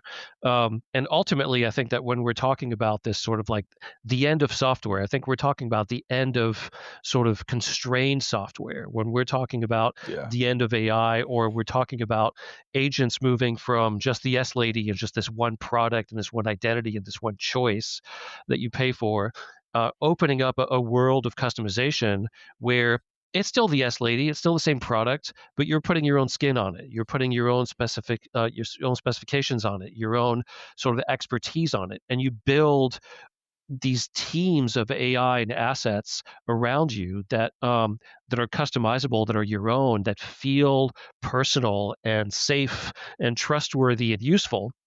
And you're creating more utility. And I think if nothing else, when I think about the future of software and the future of AI, whether it's in the enterprise or in the consumer space, I'm thinking about that type of customization leading to more utility, and moving beyond the constraints of the way that we've been thinking about products, whether it's software or otherwise, until now, and expanding our understanding of what we can do with it. And I feel like this sort of some of these companies trying to hold on, pull the reins on AI, and hold on to these assets that they have, the S lady, the G person, the A lady as well, is sort of, it's myopic in this instance, because it could be and should be so much more. And I feel like the company that will disrupt all of these companies, IBM included, potentially, is the company that will figure this out and start marketing this way to consumers and to enterprises, and give them the freedom that they currently don't have. That's my soapbox. Yeah. I want to have an older sister. Did you have that when you were thinking about your book? You know, the persona that chides you and nudges you, and That's fine. Okay, we'll have a fourth. That's good. I'll add it. throws things at you at the dinner table. That's what I think I would like, because that motivates me. Yeah, man, I love what you're saying there, because and I see it in pretty much every conversation I have with mostly software companies, and that is that, you know, their value proposition to them is a product that has a name, that has a SKU that makes money, and they have a channel that knows how to sell that SKU. And what we're talking about is sort of the erasure of that as a destination, and the re-envisioning of that as a resource, as a capability amongst many capabilities. And so earlier this week, I was having a conversation with a CEO of a vendor that sells enterprise, application software, and asked him about that collapse of software. And he said, well, what that means to us is that we need to be the best ERP provider, the best HR provider, the best at delivering whatever that capability is. How it's expressed to both the ecosystem that sells this thing and to the consumers that use this thing isn't the important part. The important part is the meat and potatoes of this that gets this done. Yeah, and one of the companies as well that I think has a really great attitude on that, very similar to that, is Click. And you mentioned them earlier, Brad. Yeah. I was actually just talking to them today, and their attitude is, we're not trying to be like an agentic platform or something. We're trying to help people make better use of their data, which is, a very pragmatic way. And it's not that they're lagging behind, far from it. What they're doing, I think, is really kind of keeping their eyes on the prize. And the prize is understanding that most people that have data warehouses are extremely frustrated with their ability to extract value from that data. And so the best thing that a data company can do is to make it easier for those people to do that. And the way that they can do it is, as they've talked about with their Answers product, is give people the ability to query their data, give people the ability to talk to their data. And that's actually a pretty valuable thing. I mean, we see that, in many companies that are also, have, I think, the right attitude toward this. It's not that it's going to destroy the value of, data analytics. It's that it's going to enable users to interact and get value from that in a much better way, like we're using with Slack bots, like we're doing with, I was using Otter AI the other day to query transcripts of phone calls, and you can ask it things, and you can do the same, with AI and other things as well. You can ask it things like, what did Olivier say? But you can also ask it more intelligent things like, list the 12, products that came up, or the 3 companies that, clients that we talked about here, prospects. And I think things like that are a lot more valuable. But frankly, that's a short-term value.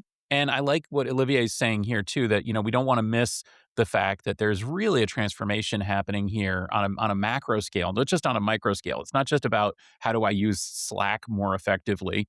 It's what is this going to do to everything? And I'm not sure where that goes, but I don't think that it means the end of these traditional software and hardware powerhouses. No, what Click needs is not going to change. To do a good job, Click needs to understand the data, be able to corral together schemas, data models, semantic layers, ontologies, all of that. If they don't have that and they don't do a good job of that, being able to chat with it is not going to get you answers. It's going to get you hallucinations. So that, with what the CEO was saying about we need to be the best ERP vendor, is exactly what Click needs to be. They need to be the best analytics vendor, and that takes a lot of work. It's just changing how we work with it. Well, it's funny because last year we went to Click Connect. We're actually going again this year as well. If anybody's interested, they can look it up. But last year we went, and one of the first things I did when I got my hands on Click Answers was ask it things it can't possibly know the answer to in order to see if it would hallucinate. And it refused to, which I was thrilled to see, because you can't have that happening. You can't have it hallucinating on a data enterprise data scale. But I do appreciate what you're saying. Olivier, what do you think, I guess, sort of in summary here? The premise of this whole discussion has been this idea that this is, the end of the world. Is it the end of the world? And if it is, do you feel fine with it? I wish I had a really good quote for this. No, I don't think it's the end of the world. I think it's the end of a world. It's the end of an era. That's just progress. I feel like, yes, companies that don't adapt to this change, or who try to protect the world that they had figured out and built themselves, might find themselves at a disadvantage, and for them it might feel like the world is ending. But no, the world isn't ending. It's just one door closes, another one opens. I guess that's my sort of fortune cookie analysis for the day. But that's how I feel about it. It's just there's a disruption. Obviously, AI is disrupting this market, and we're feeling the echoes of it already, or the pre-ripples, as it were. And it's only going to get worse for some companies, and it's going to get better for others. And I feel like the discussion that we just had sort of, I think, frames that pretty well. That maybe it's not just a monetization piece. I think one of the main questions is how do we maintain our customer base? How do we remain relevant? How do we monetize what we have? Or how do we protect the monetization of what we have? But to a certain extent, you have to be, as a company, I feel, as an innovator, you have to disrupt yourself. Otherwise, people will do it for you. And companies that are already working on the next thing, on the next phase of their monetization, on the next evolution of their products or their services, those companies are probably in much better shape than the ones that are still trying to hold on to the old way of doing things. And Yeah. Well, it's been that way forever. You look at companies, very few companies have been willing to disrupt themselves. And the ones that have, like Apple and Google and Amazon, are the ones that have been successful over the long term. So, Brad, I will let you kind of conclude this. That's great. It starts with earthquake, birds and snakes and airplanes. It's the end of the world as we know Blake it. Bruce is Hit us, not Brad. afraid. Yeah. I am not afraid. Yeah, it is absolutely the end of the world as we know it. That is the key part of that line. And we I think sometimes as a species tend to cling on to the world that was as we knew it, but we have to realize that the world as we knew it is nothing but a hallucination itself. Our memories are nothing but hallucinations. And we're always moving forward, and that means disruption, whether it's external or internal, is a part of this life that we all are experiencing together. And so when I see crazy things happen like OpenAI soft acquiring or person acquiring, OpenClaw, you might think, oh my God, are they just trying to protect this, moat, as we like to say? I'm like, no, they're trying to disrupt themselves. And that is, laudable. And I think that we all have to do that continuously, because you're not the same person you were yesterday, today, and you won't be the same person tomorrow. And neither are the companies that we rely on to do business. We have to accept that and embrace it. You know, I don't know, listeners, did you think that you were going to get this kind of philosophy and poetry and optimism from an enterprise tech podcast? That's what we're here for. That's why we like to have Olivier on here, man. This guy's always smiling. So before we go, let me quickly hit both of you. It's March. Where are we going to see you? What are you working on? What are we going to hear from you in the remainder of this month? Brad, let's start with you. Yeah, so I'm just finishing a survey that we have in the field of about 800 data and analytics and AI practitioners. So that'll be coming out in the next little bit. I'm also finishing up a signal on the data intelligence platform, which is going to feature new sections around ideas like we've been talking about on this podcast, like the semantic layer. And I'm going to be heading out to FabCon. Which people might be going, what the heck is that? That's Microsoft's Fabric Con. So that'll be hitting up in Atlanta at the end of or middle of March, actually, and then I'm on to Google's Cloud Summit in I believe that's San Francisco still, or San Diego. No, it's San Francisco. Is it? Hang on, it's Las Vegas. I'm getting them all confused. It's Las Vegas this year, isn't it? Well, that sounds fab. I get them confused It too. sounds absolutely fab. Olivier? Yeah. No, I'm not even going to try because there's too many, and I can't tell you because it's top secret. But no, I'm going to a bunch of events. Some of them are with device makers, so Dell, HP, Lenovo, etc. But also, I'm kind of excited about one of the events that I'm going to. That's an analyst summit with MediaTek. They're doing increasingly interesting stuff with NVIDIA. They partnered with them on a bunch of stuff. And I feel like maybe MediaTek's announcements this year might be a little bit more data center focused than device focused. Usually you see them in Chromebooks and all sorts of AI-enabled devices. But I also feel like there's an NVIDIA and MediaTek product coming out this year that we've been waiting for about a year or a year and a half that's going to impact the PC space pretty significantly. So bringing more ARM-based processors to the PC space. So be on the lookout for that, and be on the lookout for my coverage of that particular news coming soon. Excellent. Can't wait to see that. I know that they're everywhere. And so can't wait to see what they're working on. They're one of the least well-known, large, very extremely large semiconductor companies in the world, at least in the US. They're not as well known here as they are in the rest of the world. Well, as for me, we've got Cloud Field Day coming up here next week. And then I will be, as I mentioned, I'm going to be headed to Click Connect in Orlando in April. And of course, there's AI Field Day on the horizon in May. So keep an eye out for that everywhere. It's like Visa, everywhere you want to be. Thank you very much for listening to this episode of the Utilizing AI podcast. If you enjoyed this discussion, hey, give us a comment. Give us a shout out. We would love to hear from you. Also, give us a subscription. You can find us on YouTube if you want to see our pretty faces, or you can find us in your favorite podcast application. Just subscribe there, give us a rating, give us a review. It really helps.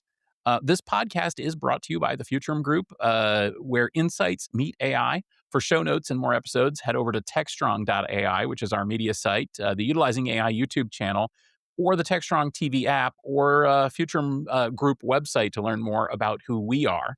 Thank you for listening, and we will see you next week.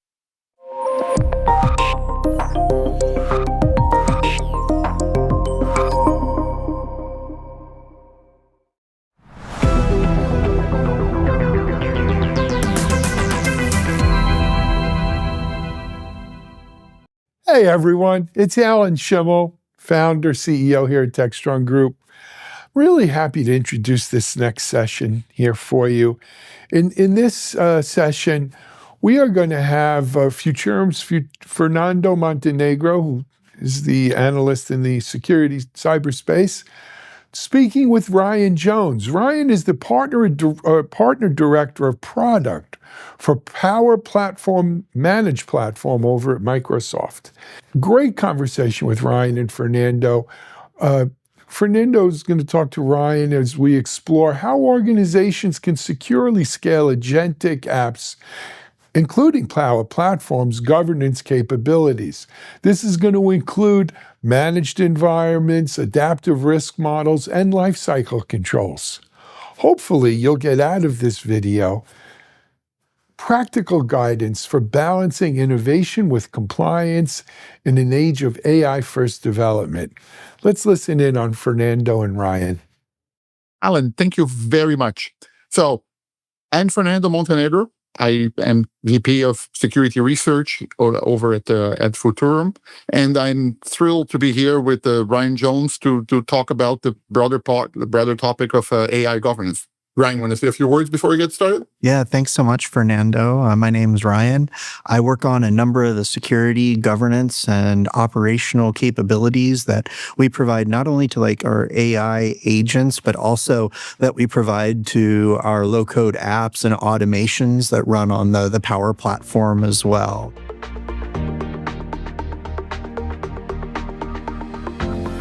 Have you come across something more specific to AI risks or AI governance concerns that surface above and beyond the data sharing, data flow and sharing and others? As we look at the maturity of agents, we see that they kind of go from being assistants that are completely directed by humans to still interactive agents where humans are dispatching tasks, but the agent is completing them on behalf of the human. And then we see kind of those fully autonomous agents. And I would say that 10 to 20% is really more over on the end of the spectrum with those fully autonomous agents than it is with, like my little assistant agent or something like that. And the types of things that we see at that end of the spectrum are things like, hey, if I am collaborating with a set of agents, how do I understand what they are doing or what they are doing on my behalf? The second scenario that we see is we're in the very early innings of AI. And so there are lots of cases where agents need help, where they sometimes get stuck. And so some of the things that we've been trying to add into our products and our offerings are things like within Power Apps, we have the agent feed where a human can see what all the agents are doing for them. And then within Copilot Studio, the request information action, which actually allows us to define an agent such that it can engage with humans as needed. So what has been your exposure, experience? What kind of considerations do you have in this topic of model drift and model security and so on? Yeah, I think that it's funny. We've talked about how what's old is new again earlier, right? Yep. We've had static tests that we perform against software for a long time. And what's interesting is seeing how that is evolving, because models are less deterministic than traditional software. We call it, stochastic life, right?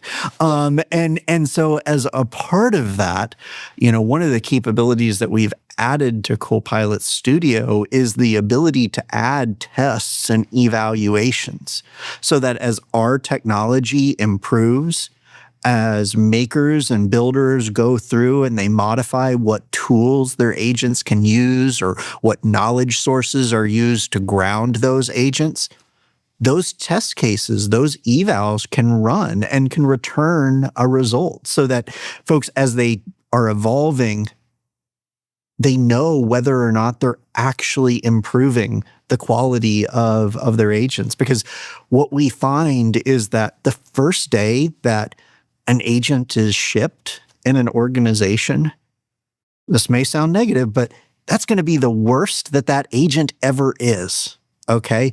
It's only going to get better over time as folks refine the knowledge sources, as folks refine the tools, as folks look at and improve the success rate across those evals over time. And so I think that those quality gates that we've had in software for a long time, we have those with AI as well. Mm-hmm. I think also, a lot of times an individual maker, they're going to be the folks that are really interested in whether or not that agent really works well or not. While, IT is going to take a bigger picture look at things, right? They're going to want to understand in aggregate, how are things looking? Are they healthy or not? And it could be that if they see an agent that's not performing well, but, maybe just you and I use it, IT probably doesn't care. But if I have an agent that 20,000 people use this month, IT is going to care. And so those same views that we provide to our makers to understand whether or not their agents are healthy, we provide those aggregated views for the admins as well. In fact, had a large customer in the energy industry where someone built an agent, and it was for them, and they shared it, and it kind of grew and grew and grew. Next thing they knew, they had 10,000 people using it. They moved on to work on other things, right? IT was able to see and observe, oh my gosh, this agent is critical to our business. And so they took it over. They added it to their portfolio of applications that they managed. And the thing was, they saw it not as a burden, but rather as an opportunity, because there's an application that's out there that delivers value to tens of thousands of people in the business every month. And their dev cost up to that point had been zero. So it was a win-win for everybody.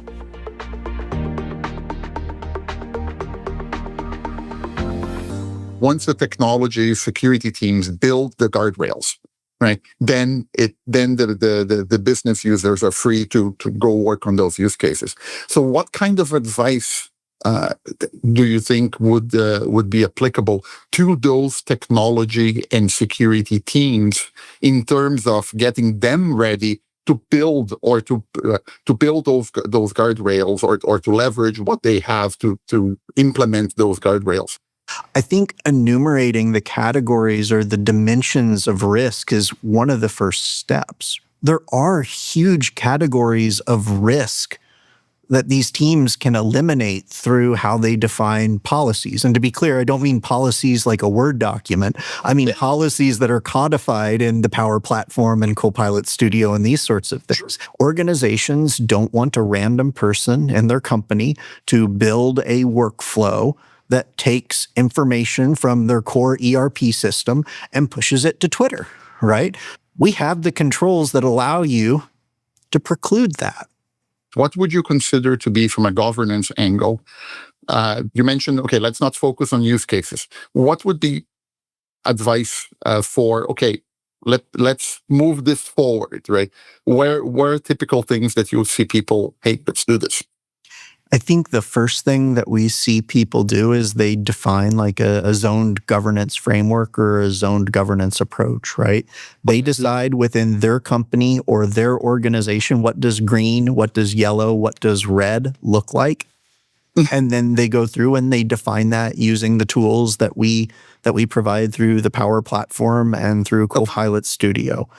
I think the second thing that we see folks do is that helps with kind of the supply side, right? That sees to it that the technology is available and accessible for folks across the organization. But then there's this strong demand element. Because gosh, I was talking to another big company in the credit processing space a couple of weeks ago, and they had this amazing, governance framework set up, but they didn't do anything to stimulate demand, right? And so the next thing that we see is, reaching out to the businesses, not to harvest their use cases, but to help them implement their use cases, things like hackathons, things like training, things where for the people that are interested and excited about transformation through technology, where they can roll up their sleeves and get into it. I mean, the number of apps and agents and automations that came out of those couple-day training session and hackathons, it blows my mind every time I have the opportunity to participate in one of them. And it's fascinating because you see the passion of the people in the business. You see their ideas come to life. And then in many cases, that's the first step of a broader personal transformation and career journey, where you have someone that's been in accounts receivable for the last 2 decades, and all of a sudden they realize, oh my gosh, I can actually harness AI to completely change how this part of the business works. And what you highlight here is super interesting, because one of the things we talk about in the context of platforms is how you can have that network effect of you've already configured something in your environment for a particular use case, like I said, enter groups for identity, and how that can accelerate the time to value, if you will, within AI development, because hey, you're building on a foundation that you already built for your organization. So I think that's a really powerful message, right? And it's something that I tie back to how do we help technology and security teams build that scaffolding so that those business users can go play with on those environments. 1,000%. And I think that in a lot of, circumstances, it means, standing on the shoulders of giants that came ahead of us, right? Like what organization today doesn't have Entra deployed in one form or another for user and group management? And so why wouldn't we use those grouping constructs as a foundational capability around which we build our security and governance frameworks, right? Like it's already there. It already works. And I think that is one of the things that's a little bit differentiating around the offerings that we provide in the space, because, I build an app, an agent, an automation from day zero. It's Entra authenticated and authorized, right? Another thing that we're seeing that's super common right now is as companies are trying to figure out how do they get these AI tools into the hands of people across the organization, and how does that center of excellence or that center of an enablement help people in the various business units upskill and drive transformation. One of the things that we're seeing is that our customers who already had a center of enablement or a center of excellence built out for low-code applications and automations, they're moving much, much faster when it comes to agentic transformation, because a lot of the foundational governance concepts that you need to have in place, they're modality or client agnostic. And so that's, I was talking with a financial services customer just yesterday, a big one of the GSIFIs, and they were like, yeah, we have deployed, this many thousands of agents over the course of the last, month, and we would not have been able to do that if it wasn't for the fact that we already had this governance framework in place from what we've done over the course of the last 5 years with low code.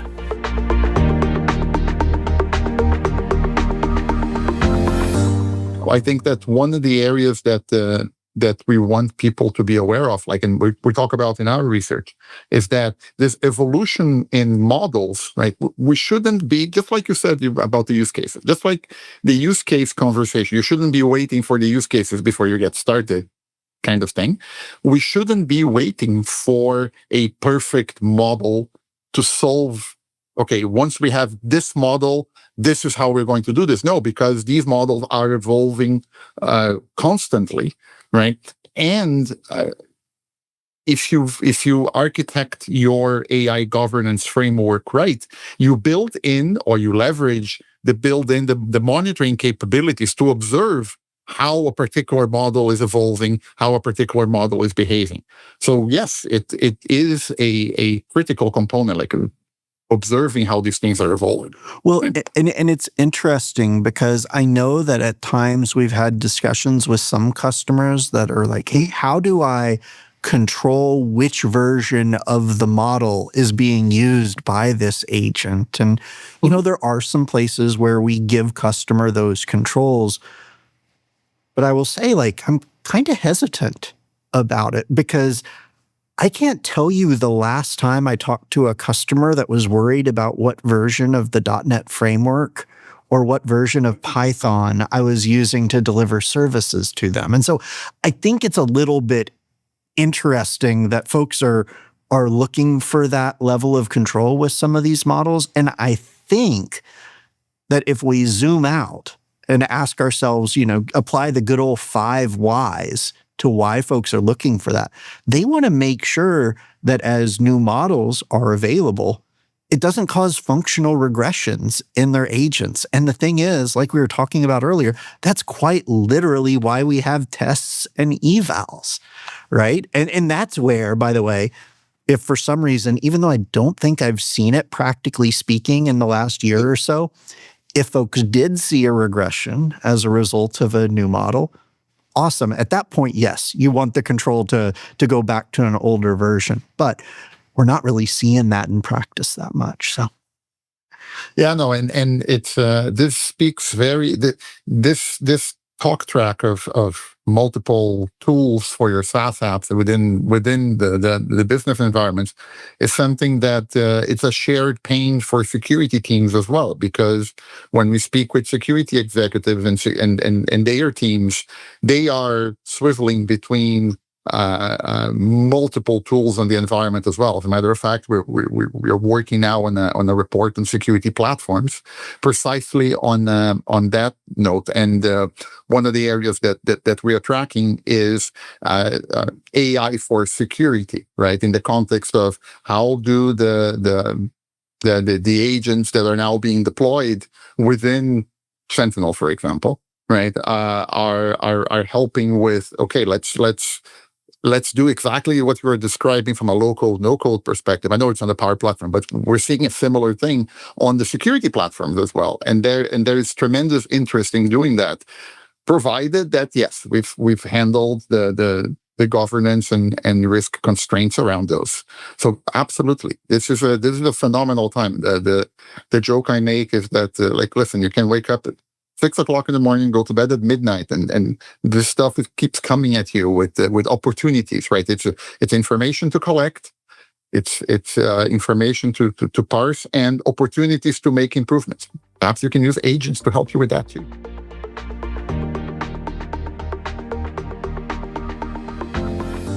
As you're thinking about how you're evolving the Power Platform, and what have you been looking to improve in terms of security and governance capabilities on the platform? Where do you see the platform going in terms of one of the things that, and this is more of a higher end use case, but we do see requests for regulatory compliance. Like, remember when the internet was new and people started creating like those blogs that talked about like what they ate for lunch or what their dog did that afternoon because they didn't know what else to do with it? I kind of feel like we're in the same place right now with AI. And so I would definitely want to preface anything I say with these are early innings. And so I kind of don't know. Okay. At the same time, as we look at, the types of regulations that are coming into play with the EU AI Act, some such examples that we're seeing there are like, hey, these particular types of data need to be handled in a particular way. And one of the things that we've started doing within Copilot Studio is surfacing those data labels, those information protection labels in the response so that folks don't inadvertently start working with sensitive data in a way that they don't intend to. And I foresee that in the fullness of time, this will continue to grow. Like one of the things that we're seeing is we have a capability in the platform today called Advisor.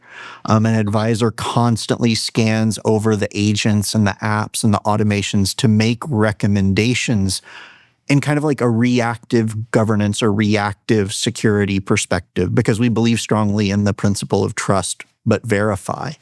And one of the things that we're starting to see with Advisor and the way that it can iterate through, like AI-generated app and agent descriptions, is we can actually start to flag when some of these apps or agents may be getting too close to that boundary of what, acceptable use policy within a company looks like.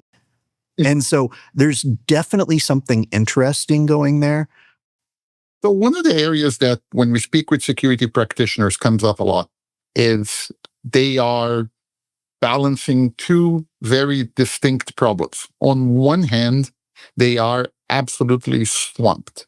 The other is we need to balance two things. On one hand, we want to use as much as possible of the broader tooling we already have, the security platform conversation that we are observing, right? That being said, there's still in many cases, particularly the more novel use cases, there is a need to work with third parties. What's been your experience navigating this platform and ecosystem scenario in the conversations you've had as people have been using your platform? Yeah, I think that what we try to do is we try to start from, first and foremost, providing those foundational security primitives that people need to be able to leverage these capabilities safely. And that has to be native within the platform, right? Like if I have to go find an authentication provider or find an authorization service or figure out my auditing and, those sorts of scenarios, like that's a non-starter, right? And so we have to provide those capabilities from the get-go across Power Platform and Copilot Studio. I think the next layer above that is if I think about the tools that someone in the CISO's organization is using on a daily basis, I'd love to think that they come to the Power Platform Admin Center every day, but I know that's not true. Right? They're spending their time in, Defender experiences. They're spending their time in Sentinel experiences. And so it's critically important that all of the telemetry, all of the audit logs, and these sorts of things naturally flow into those systems because we have to meet those security professionals where they are. And then I think the final thing that we're seeing is there are some unique and novel risks in some cases with AI, right? When we look at things like prompt injection and, kind of the emerging product categories of like XDR for AI, does Microsoft have some solutions in that space with Defender? Yes. Is it also such a quickly evolving product category that we need to plug into the broader ecosystem? Yes. And so, the same extensibility hooks that we use for integrating with Defender are actually the exact same APIs that we allow partners like Zenity to connect to so that they can provide additional defense in depth when it comes to particular risks like prompt injection. Ryan, this was a phenomenal conversation. Thank you so much for the time.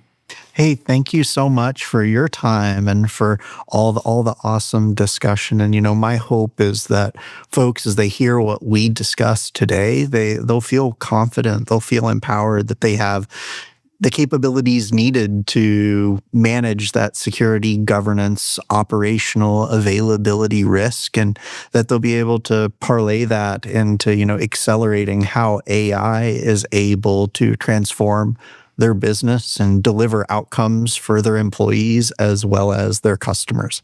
Can't wait to see what's next. I think that as I ponder on what we discussed, a few things. First and foremost, this notion that you have been building a platform to begin with in terms of low code, no code before, and then building the AI capabilities on top of that does give people the benefit of building on what they've already done. It does give the benefit of tying to the rest of their ecosystem, and it's as much about the culture of let's try and get started and work on different types of use cases without trying to boil the ocean. We're going to build a capability that accommodates different use cases, different levels of governance requirements, right? And then we're going to help those teams start to work on those particular scenarios. I look forward to seeing how the platform evolves and capabilities. This area never stops. One of the taglines I use is there is never a dull day in this industry, and that's the case here.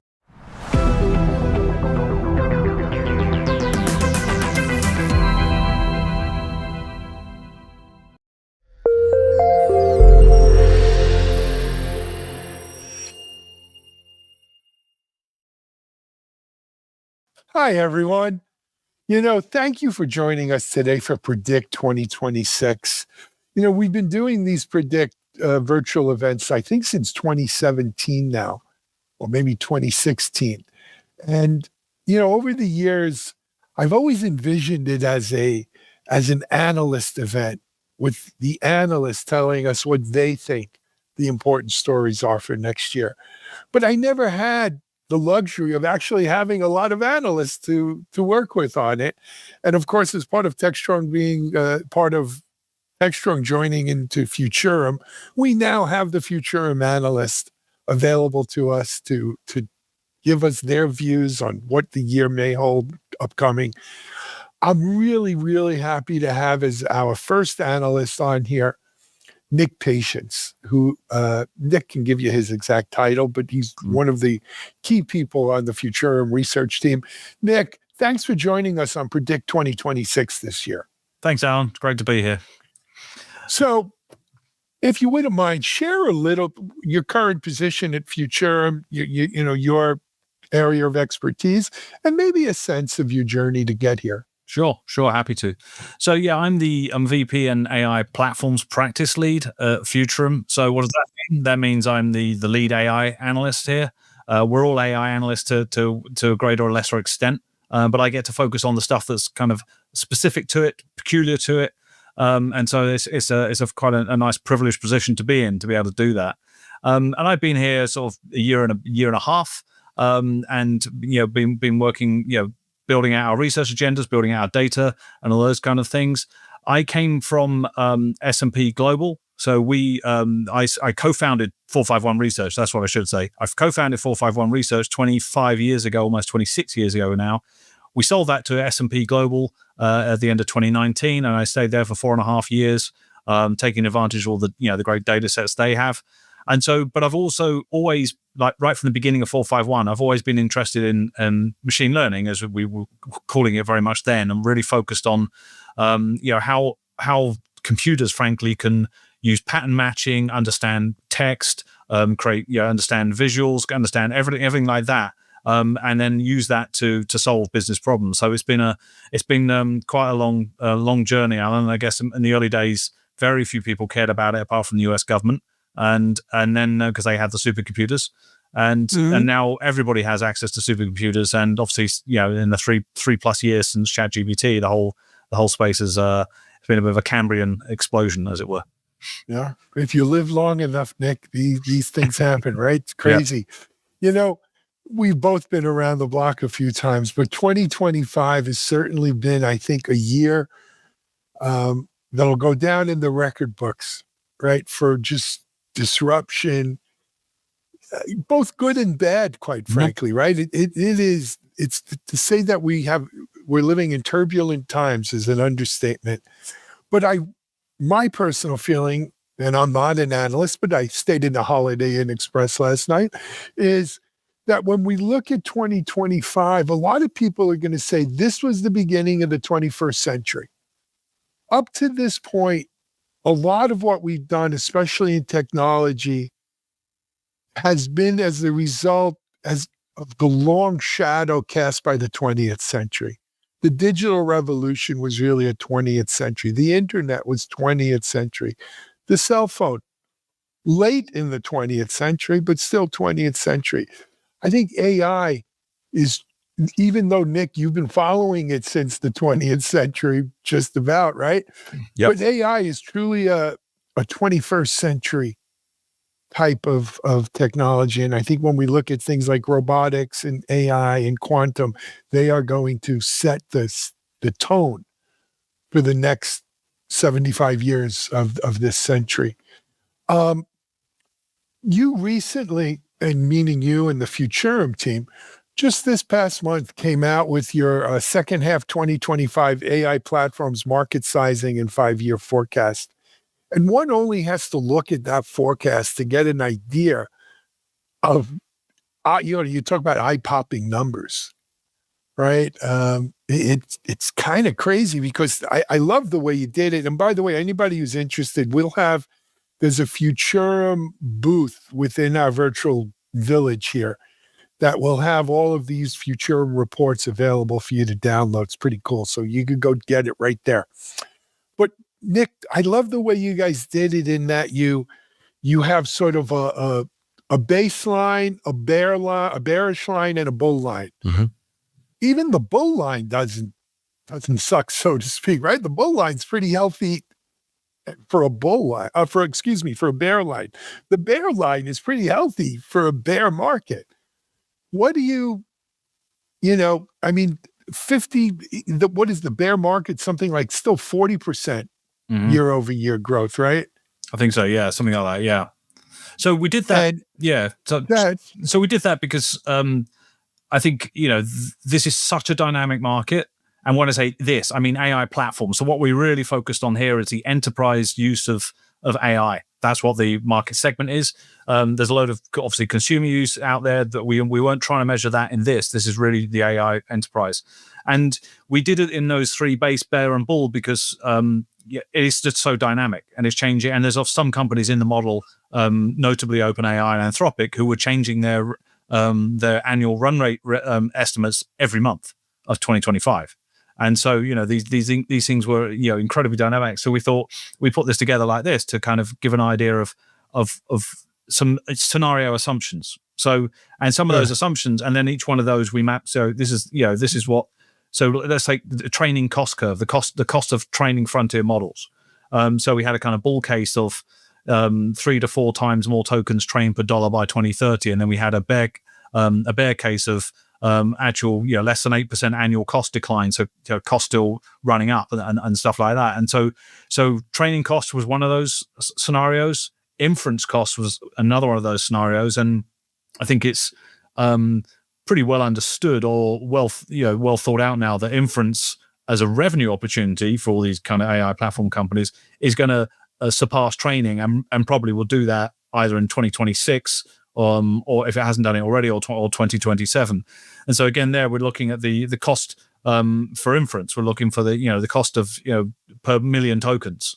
And so that was another one. Then we looked at enterprise adoption velocity. So how many enterprises run 10 plus AI apps by 2030 or 2025 or 26 or 27, and the other years like that. So it's kind of developer adoption and then end user adoption.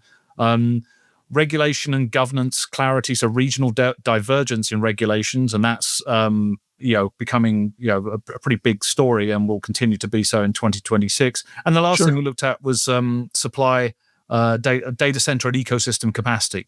So not only data centers, but the GPUs that go into them and all those. So we factor those in, and we came up with the various market forecast numbers.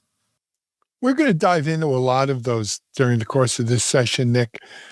I want to end this little piece of it by saying, look, the range here is from something around, let's say, $250 billion a year to $800 billion a year. That's a huge range, difference between the diff between the bear and the bull market sizes here. But as I said before, even the bear is a healthy growth that many people, would give their eye teeth to have that kind of year over year kinds of growth.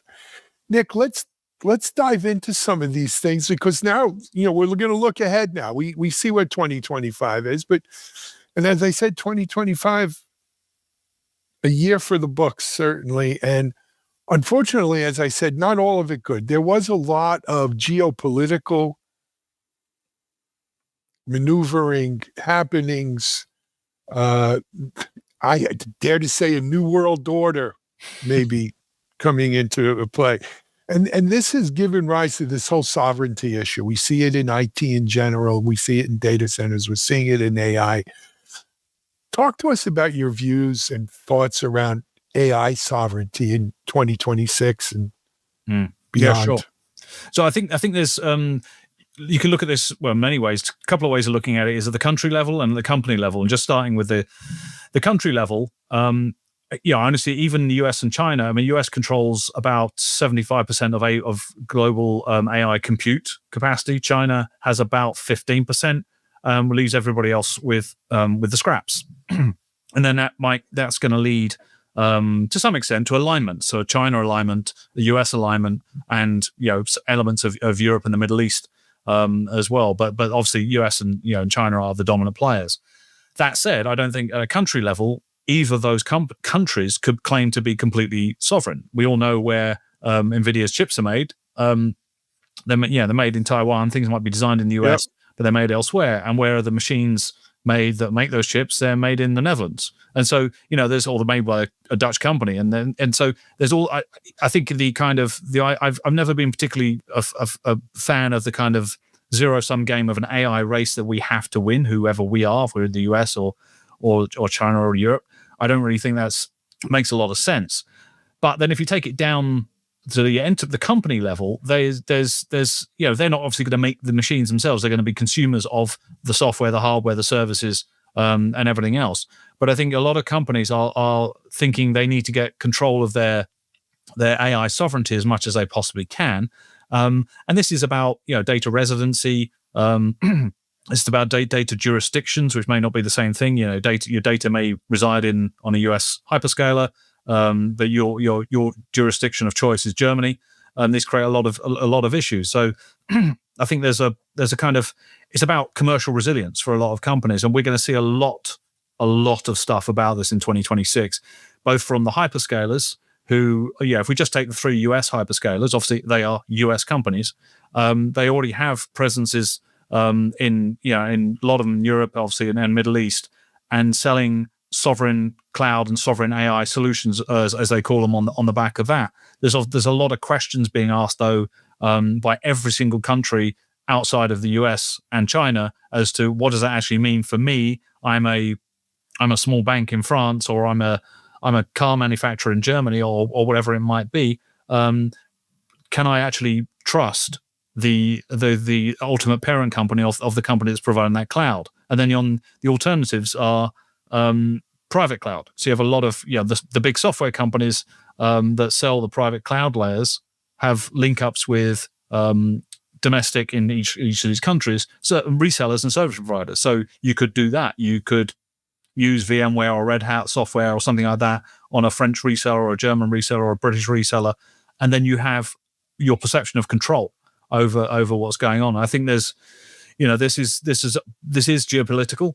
Definitely, there's divergence in the regulations. We've got the EU AI Act comes, more and more of it comes into effect in 2026, including this kind of high risk classification. There's obviously, we've seen, the Trump administration say there's going to be federal AI legislation rather than state level. So I think this is about, I would say it's the ultimate kind of hedge by companies as to about their commercial resilience. So that's going to be a big topic in 2026. I'm sure of it. Nick, I recently spoke with my friends at SUSE, who are, they've spun up an entire division now around sovereignty.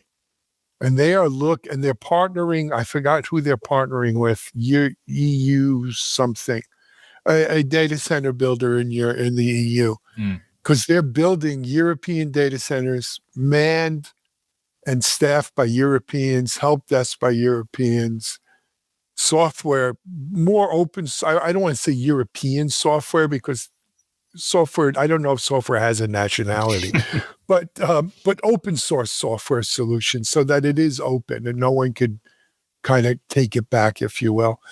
And I think that is, especially in the multipolar world that we're coming into, I think that's a viable business, and it's a solution people want.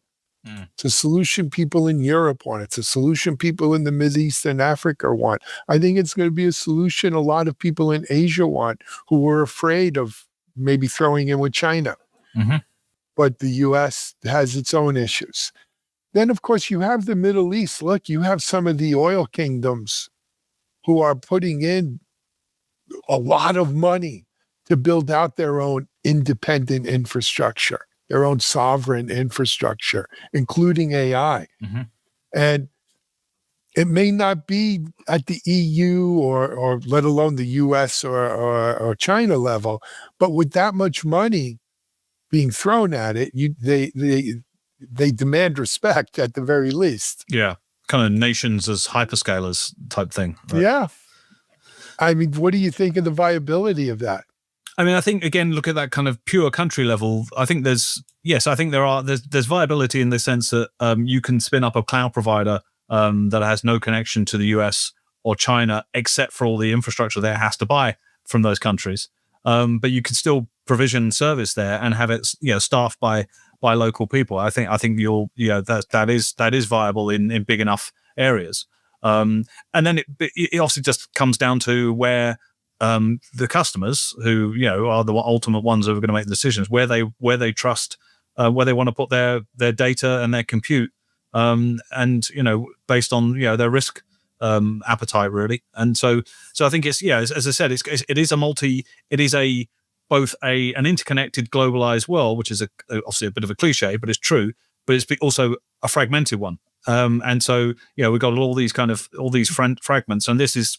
Whereas I've been doing this a long time. This kind of sovereignty question was always a big interest in Europe, especially in Germany and France, and now it's every single country in the world.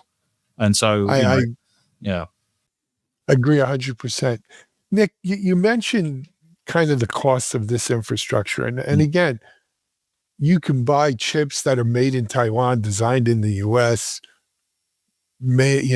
Can't be made without the folks over in the Netherlands doing their thing. But there's other issues around infrastructure viability. I think it was Arvind Krishna at IBM said, if you look at what everybody claims they need and what they're building and how much power, it's about $8 trillion in infrastructure build out and AI factory data center build out. But we don't have, but not to say the emperor has no clothes, but where's all that energy coming from to power $8 trillion of data center and all these gigawatt racks and everything else that are coming? And where's the water and and cooling systems? And, excuse me, there's more than just concrete buildings with metal racks. Totally. Right? Yeah, totally. I mean, energy and cooling. Talk to us about that. How does that play out in 2026? So I think in some ways, for the kind of data center build out programs, energy and cooling will become the primary bottlenecks, because obviously, certain, you got a lot of in a lot of regions in the world, getting on the grid can take years. And so you're getting a lot of kind of what they call behind the meter solutions. So your own solar capacity being one of the main ones. So it's not actually on the grid. It's behind that situation. I think you're going to end up. I think we are probably always seeing it really. Data center build outs facing delays, and then sort of liquid cooling becoming absolutely mandatory. So I think I think there's you've got single racks jumping from sort of 15 kilowatts to 100 kilowatts and more and more and more. I think you're going to end up with sort of air cooling hitting a physics wall essentially.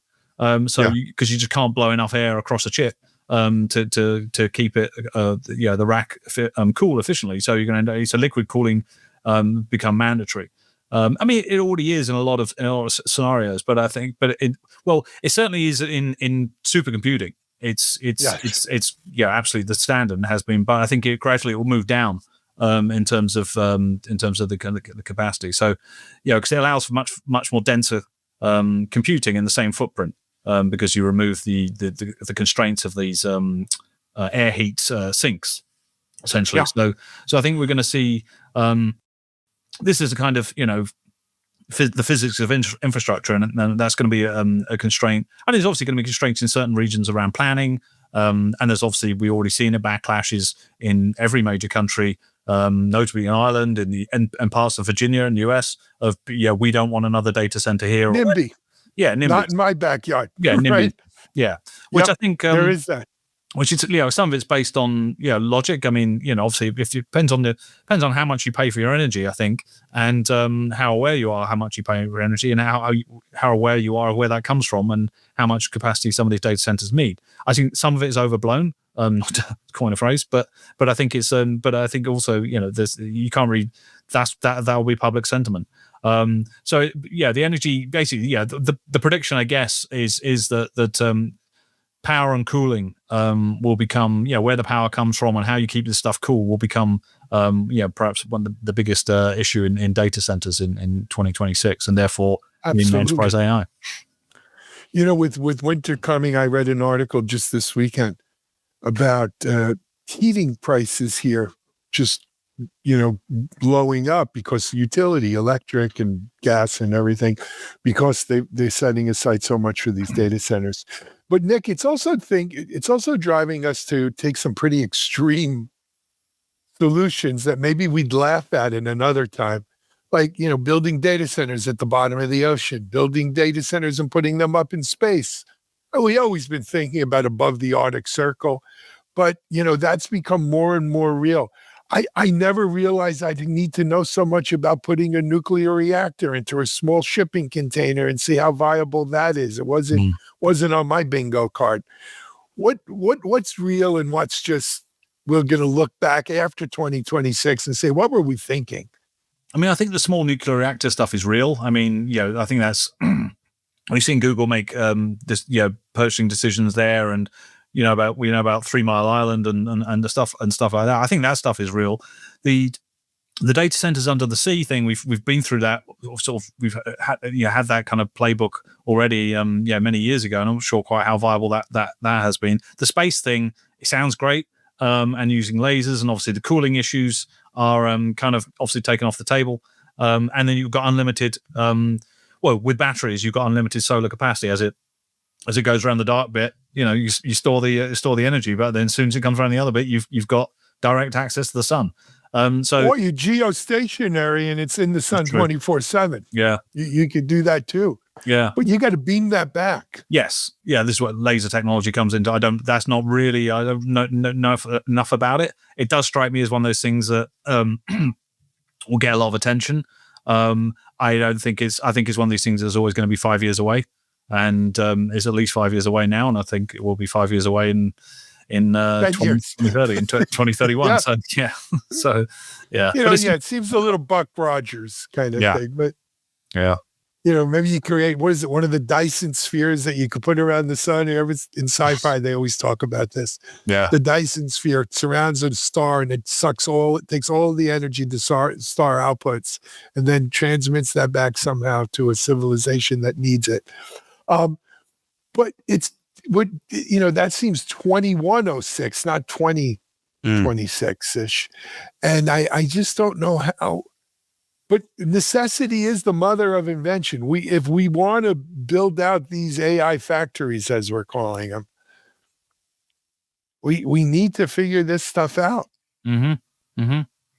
Yeah, and I think what we're also going to do is we're going to figure out how to measure the success of these things and what matters. Mm-hmm. And I think we're going to shift. That's another shift I think we'll see in 2026 from essentially from kind of like training parameters. So this is a 70 billion parameter model or whatever it might be, to kind of inference time compute and how we measure this. So how we measure it by reasoning cycles and things like that. So it's the value is obviously in the pre-training, and that's true. But it's obviously in how long how long the model takes to think before providing you an answer. And so that kind of metric I think is going to be one that we're going to be measuring. So you kind of move from a kind of a search engine like paradigm. I'm asking you a query and it would give me an answer, to more of a service paradigm. I'm going to go and work on this for 30 seconds, 3 minutes, 30 minutes, and give me the answer and a set of actions. And this is where agentic AI comes in. We haven't mentioned agentic yet, but we have to, because obviously that involves a lot more reasoning cycles, eats up all this capacity. And so I think, I think we'll be, the billable unit of AI will be the reasoning cycle, if you like. I think that's so. Cool. So Nick, I think you just got to the real nitty gritty, and I'm glad you brought it up. 2025 was a year that seemed like unbelievable amounts of money were pledged to AI. Pledged being the operative word, yeah. Yeah, pledged. Is 2026 the year, though, that this stuff either has to get semi-profitable, or is 2026 a year where we're still just throwing, it's like my boat, it's a hole in the water that I throw money into? Is AI the boat of 2026, or are we going on a cruise? I think we're going on a cruise. I don't think 2026 is the time where they're going to. If you're talking about the hyperscalers and their capex spending and Oracle and these other companies, though, I don't think they're going to be looking to make a profit on that in 2026 or 2027. I think it's one of these things they feel they have to do because they either they're assuming the demand is coming, and if it is, they have to have made these decisions a long time ago being 25, 24, 23. And if the demand doesn't come, in the period of time they're thinking of, then at least they have the capacity to cope with it when it does arrive. So seen lots of analogies here with railways and electricity and more pertinently the internet, the fiber optic build out and the undersea cable build out and that kind of stuff in the 25 year ago period. That stuff is still very, very real, and I think and useful. So I think it's and for some of these companies, it's a really good. It will be a really good business to be in. So the hyperscalers who have a consumer business, like Amazon obviously has a big consumer business, and Google has a big search, an advertising business, and Microsoft to a lesser extent. And then for others like Meta, who are not a hyperscaler because they don't sell you compute capacity, they just consume it. It's kind of they see it as absolutely existential for the way their algorithms work and their advertising networks work. And then we've got these frankly new companies, relatively speaking, OpenAI and Anthropic being the leading two, that are coming along and trying to disrupt the entire technology industry down from the chip level with designing the chips, right through to devices at the other level that we might be wearing, and all the agents and everything else in between. And so I think it's I don't think the narrative is going to change a whole lot about these companies are investing a whole lot of money. Are they crazy or not? I think we'll probably get more examination of the financing methods, whether it be debt or something else in 2026. And I think you're already seeing some of that now. There. Absolutely. Nick, I got one more question for you because we're running low on time. You know, our Predict virtual events have always been a little bit about looking in the crystal ball. 2026, it's hazy, but I think you could see the outlines. If I asked you, Nick, if you're sitting here in Predict 2027 and making your predictions for 2027 based upon what happened in 2026, what would you say? Predictions for 2027. Well, only based upon what happened in 2026, though. Right. So I think, I think you're probably going to get more of the constraints on the build out of data centers. I don't think that's going to get solved in 26. I think that will definitely that will definitely expand as a problem, as it were. I think the stuff we didn't talk that much about agentic stuff, but I think the agentic will move on, and the multi. I don't move on as in go away. I mean progress, and so the multi-agent orchestration challenge, is very well having me type something into Claude or ChatGPT and get a text answer is a whole other thing. If I've got 10,000 agents in my company executing, actually taking actions, not just providing me with answers. I think that's that multi-agent orchestration stuff is very complicated and performance hungry, has security challenges, but needs to happen. And so I think we'll probably see a lot more of that. The sovereign story that we've started with in terms of predictions, that's something is because it's tied up to regulations and geopolitics. I think even if we do live in very strange times, I still think that's going to take a long time to gestate and come to action. And then I think one thing we're going to see more of in 26 and also in 27 is this kind of model barbell strategies, where I call it, where organizations understand the need for LLMs and what they bring to the party, and they're not going to be building them, but they understand that. But what they really want are a load of small language models, domain-specific models, and the middle bit will sort of thin out, and there'll be like LLMs at one end, SLMs at the other, providing, enabling organizations to make decisions and take actions, all the while sitting on all this infrastructure, which is going to be challenged by, where does the actual power come from to make all this happen? You know what? It's a great time to be alive, though, Nick. I was talking to someone in our office today. The fact that we're even talking about this stuff and it's real, it's not just pie in the sky. If I had 25 years ago, you probably didn't think you'd be sitting here at this juncture with this. So in spite of significant challenges, humanity loves a challenge. Right? Scientists, tinkerers, they love a challenge. So I'm bullish. I'm bullish on this. I know you are too. Nick, thanks for coming on and participating in Predict 2026. We'll start shining up the questions for 2027, but let's see how this plays out. I think your view is very much in view with my view. I wonder what our audience thinks. Feel free to chime in with questions. We'll do our best to answer. Also, head over to the Futurum booth in our virtual village, because as I said, a lot of Nick and the rest of the Futurum group research is up there, so check it out. Nick, thank you very much. We appreciate it, and we'll talk to you soon. Thanks, Alan. Thanks for having me. Appreciate it.